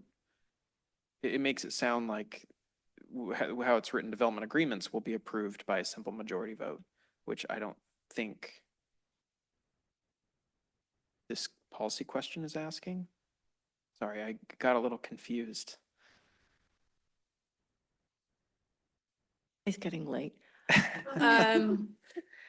So this specific policy question, so that the supermajority crops up in 2 instances. 1 for approval of the original agreement and Yes. 2 for a modification. So this is basically saying when a development agreement has been approved and there needs to be some modification, how do you want that to occur? Yes. Supermajority, which would no change, or a majority, which then would involve a change. Those are the 2 Okay. options. That's my understanding. The way it's written in B in the parentheses says development agreements will be approved by a simple majority vote. And I think my understanding, and I think we're on the same page here, is that that should read development agreement amendments will be approved by a simple majority vote. That's my understanding. Okay, thank you. I Yeah, wanted to clarify. the other policy question addressed the original Yes, approval. yes, So there's 2, yes, exactly. there's 2 separate policy Yes. questions involved here. Thank you. Yes, that's my understanding. I just want to clarify for folks because that caught my ear and I just want to make sure we're on the same page. Councilmember Shrubnik? Did I see your hand up? Oh, I was just commenting that earlier, I mean, the timing of the original decision coincided with and you already said it, the downtown development 2012. So I'm sure it had something to do with that. Councilor Culver. Thank you. And just digging into this history, I liked hearing some of this. This is interesting. Just to say it out loud, it was supermajority before 2012, I take it, right? That was the original de facto without any supermajority. It was a simple majority. Before city council implemented a supermajority, it was in fact a simple majority, right? Just saying that part out loud. So I don't believe so. So 2012 was the first time the development agreement was adopted into the code. So other cities at the time were also adopting it. So it originally was adopted with the supermajority language. Got it. Okay, thank you. Any other questions for staff? All right, I'll open up for general discussion then, because we do need to come. Marshall, hand raised. Oh, yeah. Councilor Marshall. Yeah, just for discussion, is that okay at this point? Sure, jump in. Great, thank you. I very much support sticking with the supermajority requirement. That's great on the history to be introduced to that a little bit from former council member Smith in his inauguration of it. I can see the importance with this sort of novel undertaking at the time that Kenmore did with getting someone into development of the downtown core, revitalization of the downtown core. It seems like this was contemporaneous, or at least somewhat around the time they had the supermajority requirement come in. And that makes sense to me because for something that at that time was considered, maybe something of a bold step, you wanted a united, or if not united, as a closer to united council to be able to back it up, a strong front, a real solid decision that could send a statement. So I can totally appreciate that. And then secondly, I just view it, to deal with our any ongoing council's challenges, I view it as a check and a balance, checks and balances, because number one, you have our code, which we staff painstakingly goes through to prepare and update and refine for us and for our citizens, and then which we discuss painstakingly and at length and with all our commitment and talents, and staff discusses again and refines with it, and we have public hearings on it, and the public is allowed to weigh in, and then by gosh, at last we come through after public hearing and amendment and debate and notice, we come through with the city code after all that effort and time. The development agreement seeks to deviate from the code for some good reasons, right? There may be a novel project, some innovation, some need that we want to see is met. We want to have some flexibility to deviate from the code. But I see it as a balance to that deviation, and which is sort of a radical idea. You're going to give up part of your code that you worked so hard to do, that was so important, and the values which were so important. You're going to give that up for some particular development? Well, perhaps. But there's I think a very sharp and useful balance then that's had with requiring one more vote, that supermajority, that's 5 votes, so that you can maintain something closer to a consensus to show the importance of that deviation, to say, yeah, we really do support this. And also, it's a challenge to us on the council too. We've got to work just a little bit harder to rise to that 5 votes. And I think it's going to be reflected on us, or any council, any future council, and incumbent on them to rise to that challenge. And I think, I trust the voters that have elected folks. We're capable of rising to that challenge, and it's important. The comparison to other cities I view as somewhat helpful, but it's not at all defining to my view. Kenmore is unique. Some of the cities are much larger compared to Bothell, Kirkland. We don't want to be Bothell or Kirkland. We want to be Kenmore. So that's my opinion on it. Thanks. Councilmember Culver. Thank you. I mean, I share, at least on paper and principle, some of what Councilmember Marshall says, so I appreciate his point, but I would press a little harder on a lot of those. we did spend a lot of time on our code, and it does reflect on the council, and let's look at the fruits of that. We have a housing affordability crisis. We're behind on nearly all of our metrics toward the bottom of the AMIs. We've had a lot of efforts go sideways. I think you have to look at inputs and outputs and say, we have barriers to production. Don't let me bury the lead on that. That was part of our comprehensive plan. This gives us more flexibility. We know that we need to do more of this. I think we should eliminate it. So I'll keep it there. Thank you. Councilor Lutzis. Yeah, happy to share my thoughts too. I personally would feel more comfortable when allowing leeway to a developer who aims to benefit from our decision in continuing to use a supermajority to check public benefit versus their profit, to make sure that it provides enough of a benefit across a significant portion of the community as represented by us. I think, I want to thank our staff for reminding us that development agreements are legally binding contracts. And so, when entering into that and deviating from our code, we should have widespread support among our body. When making a decision on a development that has a significant impact on the community, the benefits of a development agreement must be clear and widely felt. A supermajority ensures that coalitions are built across us, the council, and the community to pass something that comes before us. It encourages those parties, those developers who come before the council and the city to establish a public benefit that's felt across a wider range of perspectives, experiences, groups, and interests. And the policy or project that comes forth from that will be more sustainable in the long run. I feel that, something like a supermajority is somewhat of a safety net. I can understand that some may feel it as a hindrance now, but at some point, those individuals may become part of that 3-person minority in however many years down the road. So I don't take the makeup of how things are right now on the council for granted, and understanding and seeing how supermajorities play a role in other areas at other levels is significant. I think that when it comes to simple majority votes for specific large-scale projects that can alter the landscape of our city, and potentially the necessary draw or strain on the resources we have, the finite resources we have as a city, it can sometimes, devolve into something else. And I think such decisions demand an approach that represents a wider majority of our constituents. I mean, I don't need to get into this too much more deeply, but in Congress, both houses need to have a supermajority there needs to be a supermajority to overcome vetoes, to amend the Constitution, things like that. It's used for big decisions at the federal level, but I even noticed tonight when I pulled out my Jurassic Parliament cheat sheet that some of our subsidiary motions also require a 2/3 majority. So it's both at the highest levels and the lowest, even in parliamentary procedures. So it's not unheard of, it's not unprecedented. I think it makes sense.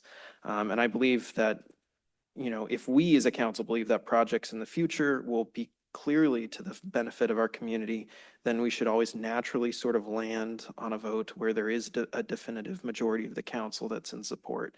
And if that's what we hope and expect in the future, then I don't see any harm in retaining our supermajority requirement. And that's my opinion on this. Thank you. Councilor Stassen. Thank you. I just want to clarify for myself and for anyone else listening that the slide here that says development agreement procedure, the process in Kenmore's municipal code, that nothing else whichever decision we make, nothing else on this slide, including the city considers entering into a DA with a property owner, the property owner submits the DA application, a public hearing is held, city council reviews the application. 2 public hearings are held if there are deviations from uses, residential densities, floor area ratio limitations, or maximum height. city council votes on the DA. Nothing else about that shifts regardless of what we choose. Yes, that's correct. Thank you very much. Councilmember Shrubnik? Yeah, thanks for this. And conceptually, I'm not a big fan of supermajorities. I think they hamper the work. I mean, they're very rare in Kenmore, and I think that's a good thing. We have development standards for a reason. I've said this in a few different circumstances. And I think it should be an extraordinary project like the downtown development, or, you know, something of that magnitude that would warrant even requesting a development agreement. What we saw was a relatively, you know, I mean, it was impactful, but a relatively modest project, 100 units, asking for a development agreement, where we see Imagine Housing, similar number of units, was able to get it, you know, do the project just fine without a development agreement. They were able to comply. It took some work, but they were able to comply. We don't have a development agreement. We're moving forward. They are moving forward. That would be much preferred, in my opinion, to developers asking for a development agreement. I would like to see us do everything humanly possible to avoid development agreements and to comply, have developers comply with our regulations. That said, those very rare, very large scale developments that must, for a whole host of reasons, come before us for a development agreement, and they're proposing significant public benefit, I am not a fan of supermajorities. I just feel like we, as a body, as a practice, we listen to our community, we listen to all sides. We do that for all kinds of impactful decisions. This is just one more. And I'm struggling with how this is different than any other. I mean, we make citywide decisions all the time that have significant impacts. And I don't know why this is different, I guess. So, yeah.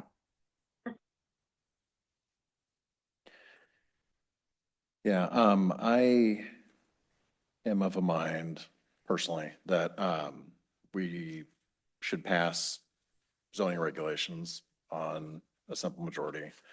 And we should be happy with those regulations. And if somebody wants to deviate, then I think I'm generally not a fan of supermajorities like Councilmember Shrubnik, but I actually do think, that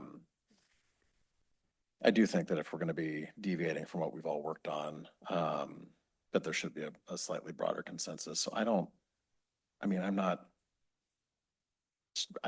I'm just not quite here on this change personally. Councilmember Culver? Would just add, not to relitigate, but to relitigate a little bit, we did ask for and encouraged a development agreement on Plymouth. It was part of the RFP. So I don't want to confuse the cause and effect on that. Deputy Mayor?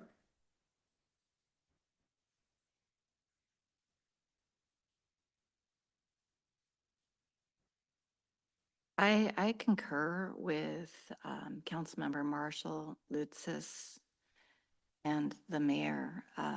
We do spend a lot of time on our codes. This is, you know, I hear where Councilmember Shrubnik comes from. We make big decisions on a simple majority for the majority of things. I think, and this is at the root of why I land here. We as a council, there have been 3 development agreements, so they're very rare. And at the root of this for me is we actually need to be listening to our community and making like a major decision like a downtown development. We do need to be in step as a council.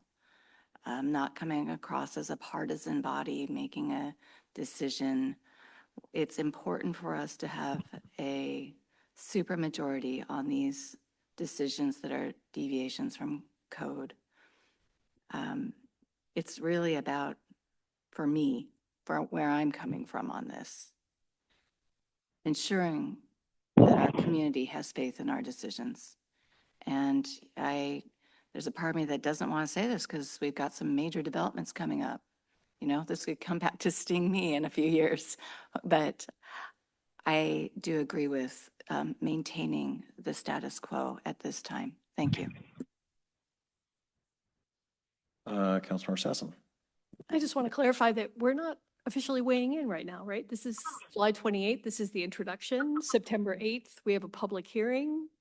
September, November, there's this Department of Commerce SEPA period. And then on November 17th, we're adopting. So at what point are we actually making a decision? Is that tonight and I'm misunderstanding or? No, we need direction tonight. So I guess the direction would be, do you want to make a change to the current code? And if Okay, you do, then we great. would move forward with the rest of the process. Perfect, then I'll weigh in. Trust the voters to me means simple majority. So I would make that change. All right, everybody has had a chance to weigh in. I think the question really is do we want to, is there a majority in favor of moving forward with further discussion on this change? There take a vote or, I mean, I believe just from listening to folks, I don't think there's a majority to move forward, but if anybody wants to push a vote, we can do that. But I don't hear 4 votes to move forward, so. All right. Thank you for your work on this. So moved. I would like to bring it back for discussion. Continue discussion.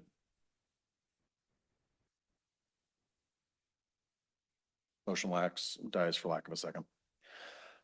Thank you very much, everyone, for your work on this. Appreciate it. And that brings us to, and I will point out as 10:40, starting to bring up the council rules and procedures. This brings us to zoning regulation amendments for parcels adjacent to Swamp Creek near SR 522, 80th Avenue Northeast, where interim regulations currently apply, presented by Assistant City Manager, Community Development Director Debbie Bent, and Senior Planner Brittany Chu. Debbie, your title is a mouthful. I'm sorry. And I've had to say it like 4 times tonight. Sorry for that. So here we are. You earned it. You earned it. Thank you.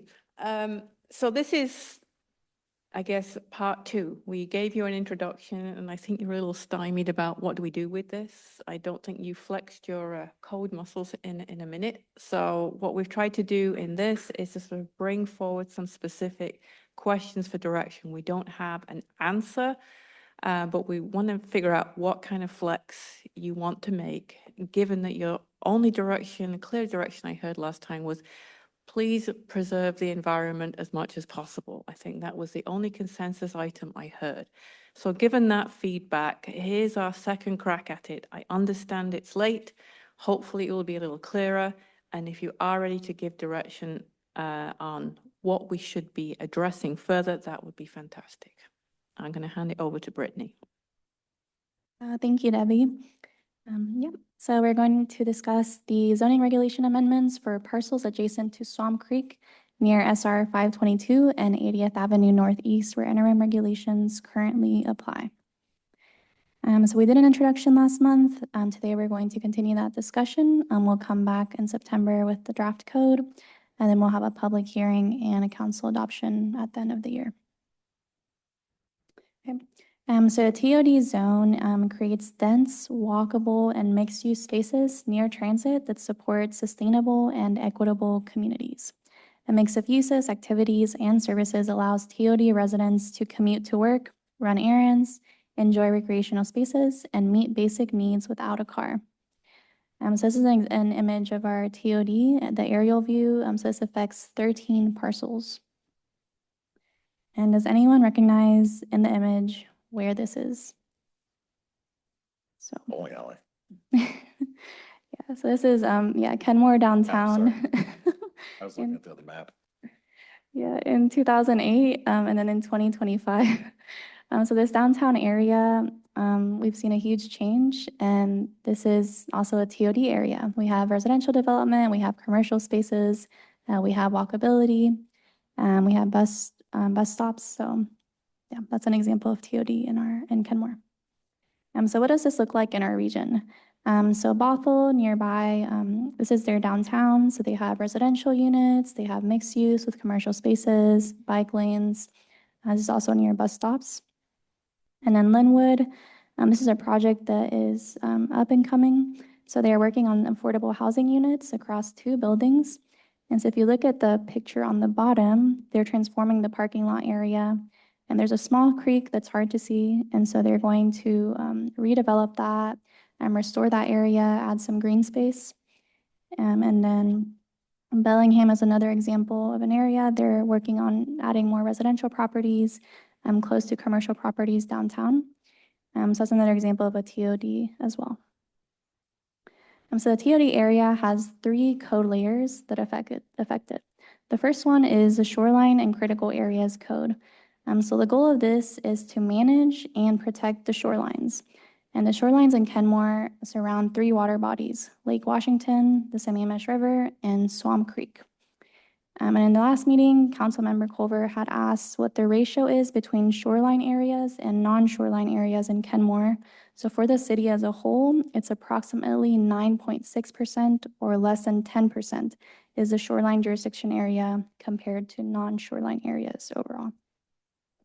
Then the zoning code, the purpose is to establish land uses, residential, commercial, industrial, and set development standards, height, density, design, and the purpose to not necessarily have, for example, a house next to a factory. So we separate uses based on community values and community needs. And the last one is the TOD overlay. The goal is to encourage walkable, mixed-use communities around transit stations. So then on the map, we see all 3 of these regulations play out. So we see the zoning, we see residential on the east side of the creek, and more commercial on the west side. And then we also see the shoreline buffer area that is in the hashed out over there. And so Kenmore established a TOD zone, but all the parcels are in the shoreline jurisdiction area. So this means they are limited in development, limited in height. And so there were concerns that development could affect the creek, which led to the Swamp Creek study being done last year. So Osborne Consulting looked at 155 parcels based on development and environmental criteria. And those parcels with the higher scores had higher benefits for ecological restoration. So when we look at this area for Swamp Creek, so this is 13 of the 155 parcels they were evaluated. We see that they're either low priority or medium priority. And so based on that, we will make recommendations. So based on those shoreline setbacks, we're going to see also where buildings can currently be placed based on that. So setbacks are the minimum distance a building must be set back from a property line, a street, or the creek. So looking at Swamp Creek, on the residential side, we have a 165-foot setback. And then on the commercial side, we have 75 feet. And when we look at our street setbacks for residential, we currently have 10 feet. And then as well for commercial, we also have 10 feet. And then the interior setback, so this is between adjacent properties. We have 5 feet with residential, and then we have with our commercial properties, the pink ones are 0 feet. So we see those are all next to each other, which means you can have a building right up to the property line.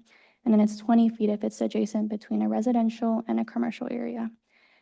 So based on this, in the TOD area, approximately 60% is developable and 40% is not developable because of shoreline setbacks and other setbacks.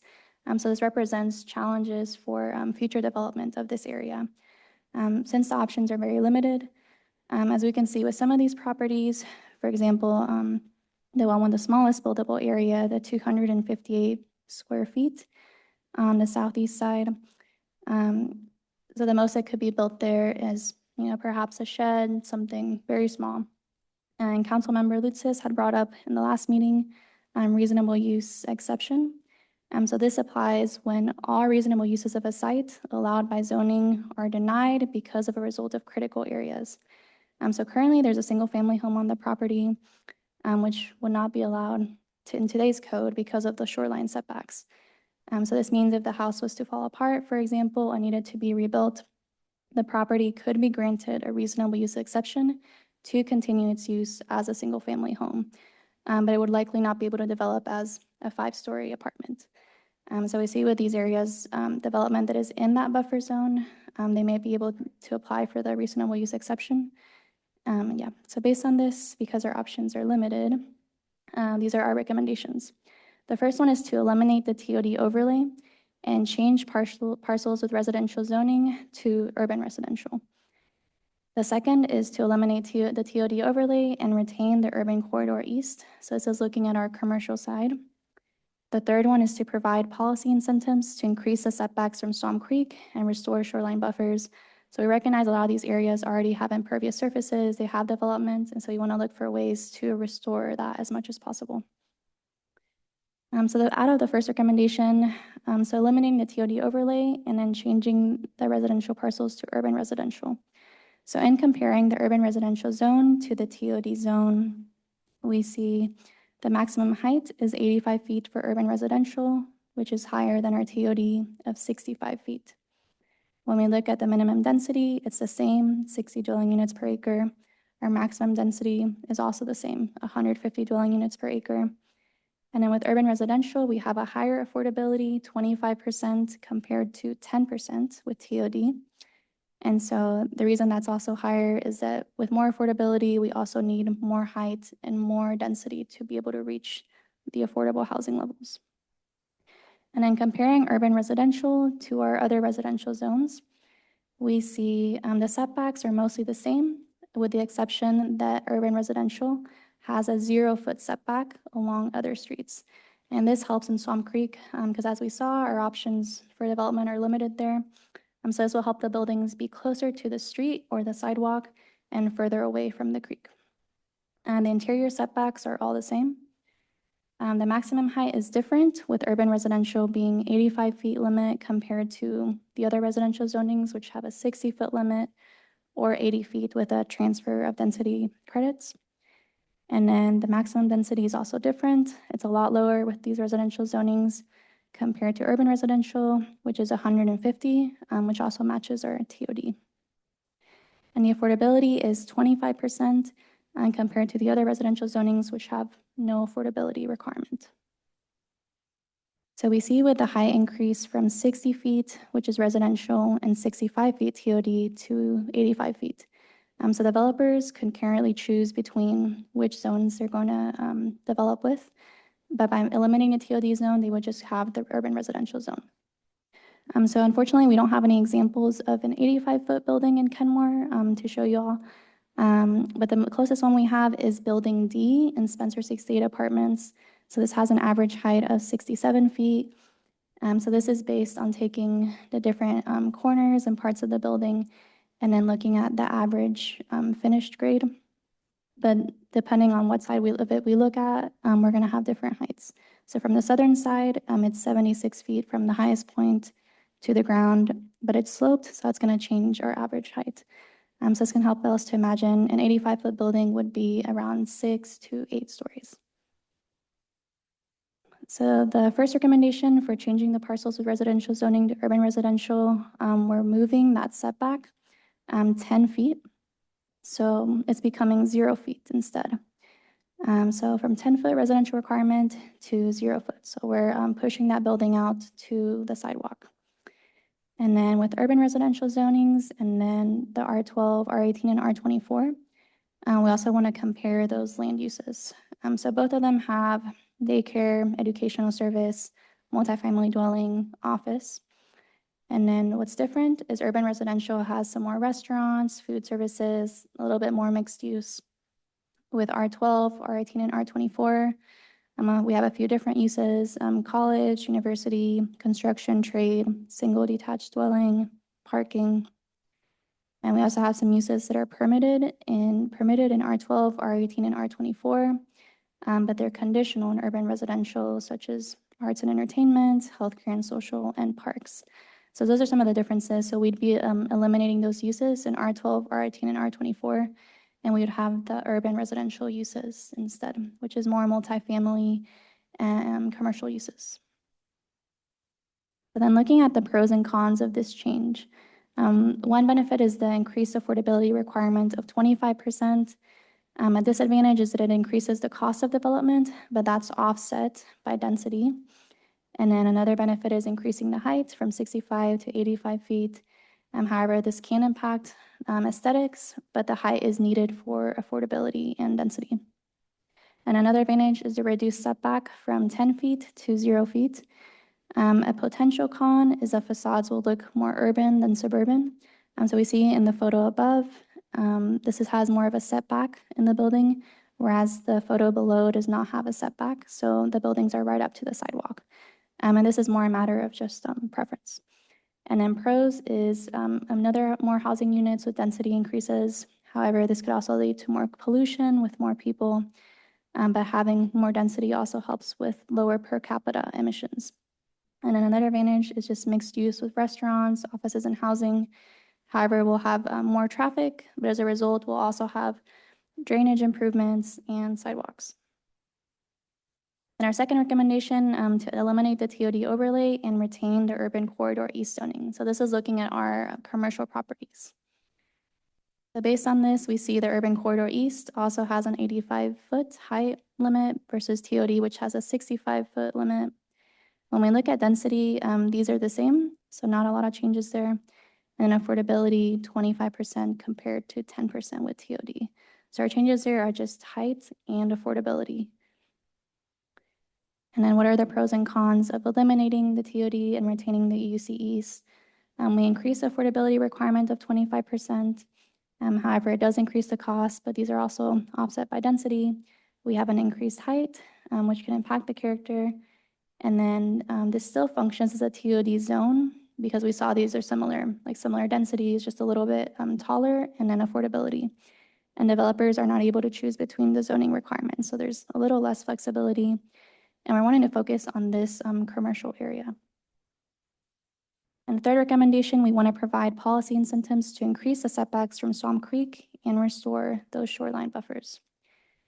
So looking at the different levels of policy incentives, the levels with the highest protection, environmental preservation, this was mentioned by Deputy Mayor O'Kane last time, is conservation easements, purchasing property.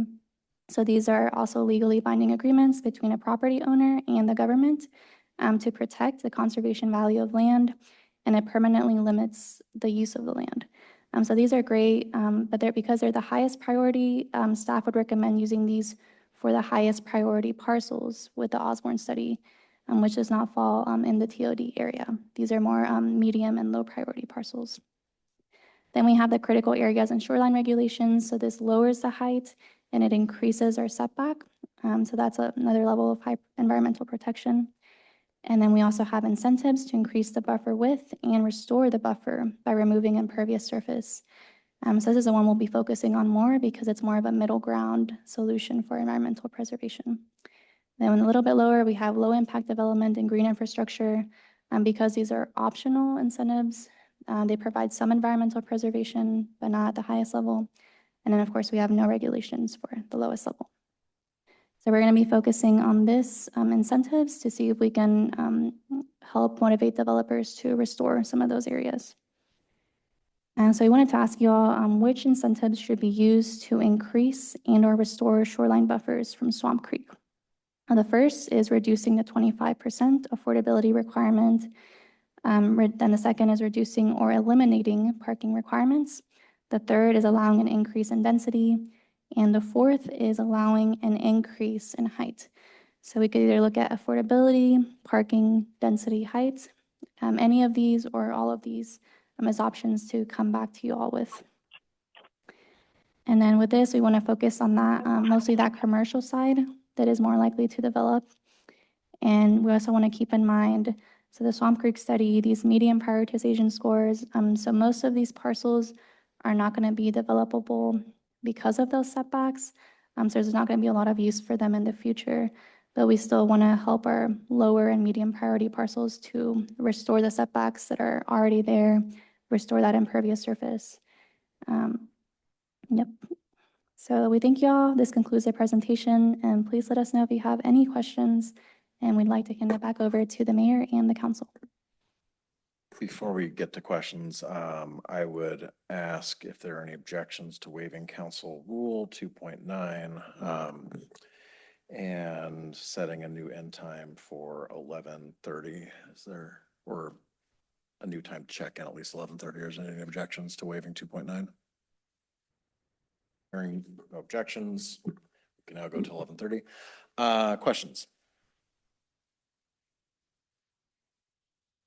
Councilmember Shovnik. Pretty sure I asked last time, what our developer panel had, recommended on height, and I was trying to do the research while we were, presenting. In terms of the number of stories, whether it's 65 or 85, I think it's 5/1, and I'm again trying to do the research in real time, and I'm still not able to. It looks like there's differing opinions depending on the type of construction. Whatever it was we were looking for the maximum allowed without steel construction, and it's a little unclear. I think it's 5 if you use like steel. It looks like a certain kind of wood with steel, and wood alone is 4/1, and so I'm a little confused about that, but it'd be great to know what our developers thought. Oh, yeah, thank you. That's a great question. Yeah, so the 5/1 and 6/1 are the ones we most commonly see in our region. But based on what the developers had recommended a couple years back, 85 feet is that limit with the steel construction. Okay, so what they were looking for was the maximum without steel construction. So that's what they asked us to consider. And so what is that? I remember this was like the one thing they asked us to fix. Do we know the answer to that? Yeah, sorry, I'm not sure, Okay. but I can All look right. into that Okay, specifically. cool, thanks.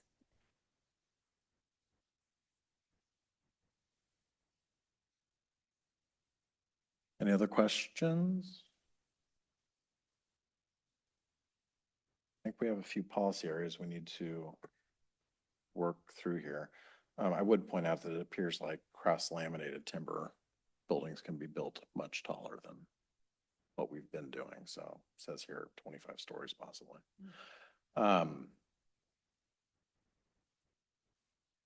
Well, then do we just want to get down to, Deputy Mayor.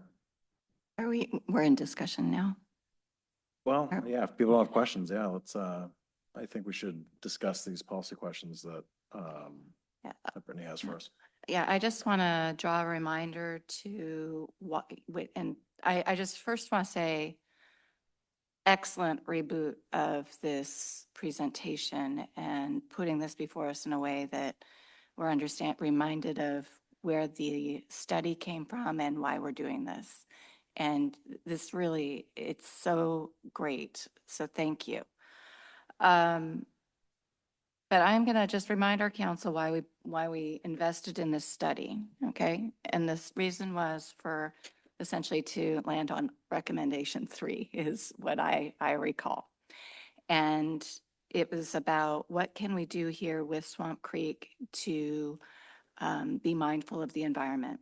And I think recommendation 3 with options, when you're asking about the options for incentives, I would recommend for that number 1, A and B, and those were, and affordability is really important, but when we're talking about this environmental piece being the driver for why we put so much time and effort into this, and understanding the needs of our community, I would say A and B. I know that our community has a concern with the increase in height, so for this is not the entire TOD. For anyone who's watching, this is not our entire DOD. It's a very limited, narrow portion of the TOD that we had asked to be returned to us for discussion for the environmental reasons. I'm okay with an increase in density, but I think that does mean increase in height in this situation. So A, B, and C for the policy question, but this really was geared towards that. For all of the other options that are on the table, I recommend ensuring that we do not go over 65 feet. I think that we can do this area without that I'm not sure where what we're thinking, but other council members' thoughts about this item. But I do think recommendation 3 is exactly the intention for why we spent money on this study, for us to give consideration for what we do next. I really appreciate the presentation today. Thank you. Councilor Culver. Thank you. I will back up Deputy Mayor on that. That was indeed the plot. This is about preserving wetlands. I asked the question about what does the relative square footage or land acreage or whatever you want to call it make up, because it's outnumbered 10-1. It is a fairly precious and very finite resource in our community and something that we hold near and dear. So I echo that. I would stick with number 3 and would have a lot of side eye for anything else. Thank you.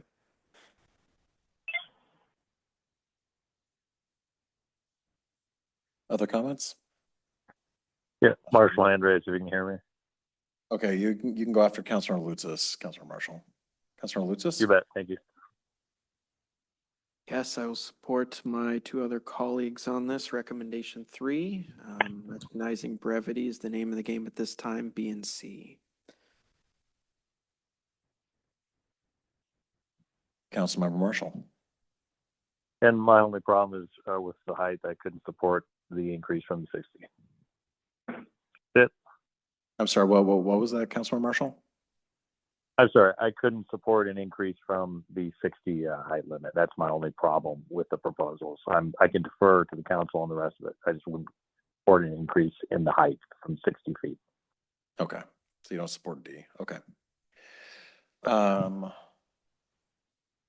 Who hasn't weighed in yet? Councilor Sasson, do you have thoughts that you want to share? I have a question. I too lean towards 60 feet, but I am curious, how far do we have to go to see an 85-foot tall building? I don't know if we have any in Kenmore, or how far do we have to go to see that? Do we think Bothell has that going on? I know Lake Forest Park doesn't have any, right? No. Seems like we have to go a long way. So I just want to clarify that for myself. And I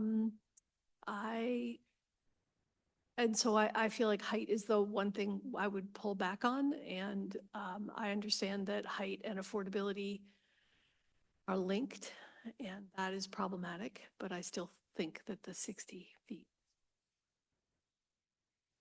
I think what we need to clarify here is if you change the zoning from the residential to urban residential, or keep it at urban commercial, that height limit would be 85 feet. And what we're asking here is, should there be an even more allowance in height to provide an incentive for either an increased buffer or more restoration?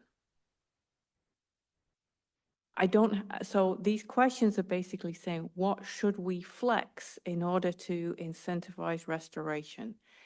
And the question would be one or all of those, or which one? And then given that direction, we would then come back and say, then we would recommend, and I'm just going to pick on A just for as an example. Then we would then suggest reducing, you could do 20% affordability if you increase the buffer by an additional 10 feet. So that's what we're trying to ask on this question is, should we do more to get more in any of these areas to get more incentives for restoration? But the height question, and Brittany, correct me here, is if we go with urban commercial and urban residential, the height is 85 feet, correct? Yes. Hang on. Yeah, I'm looking at these and I'd be fine with B, C, or D personally, or B, C, and D personally. Councilor Sharpnick? I think maybe I'm out of step. I'm feeling the need to understand what are the questions you're asking us, because how I read this was you wanted to know, do we want the urban whatever it is, urban residential or the urban commercial, right? I mean, I'm just trying to get the names right here. The urban corridor east, right? I mean, that's the fundamental question. And then the incentives was on top of that, right? Correct. So, I Right. mean, yeah. And are both of those 85? I don't think so, right?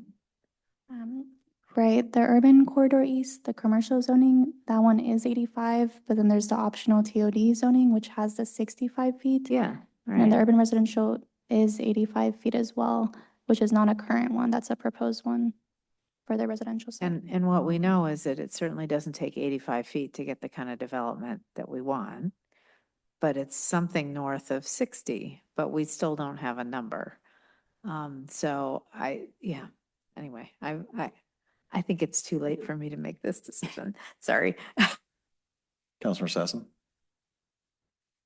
Going to follow up on Councilmember Srebnick's ask for clarification. My understanding was that you're making all three of these recommendations. Recommendation 1, 2, and 3. We're not choosing among them. Those are your three recommendations. And we are modifying your recommendations by saying, please don't go above. Now I think when I see the TOD option 65 feet, because really nothing says 60 feet. So by us saying, please don't go above 60 plus feet, don't do the 85 feet, we're shifting what your recommendations will have to be. That's correct. So if you are doing that, that's a change in the first two recommendations. And then the third one then would be, obviously, we would not be going with D because you've already reduced the height, but providing an incentive. Are we limited to the current zones that we already have established, or could we just make a new zone that speaks to what council wants to do in this specific area? Or could we tweak the TOD over? I mean, I'm just trying to think, like, are we married to only Yes. things that are already in statute? Well, I know, but but zoning gets complicated. Zoning is complicated and we're dealing with 13 parcels. Yeah. And I So- assume it'd probably have to do a comp plan amendment and go through planning commission and all of that, probably, correct? If we did something outside of what we don't already have in the toolbox.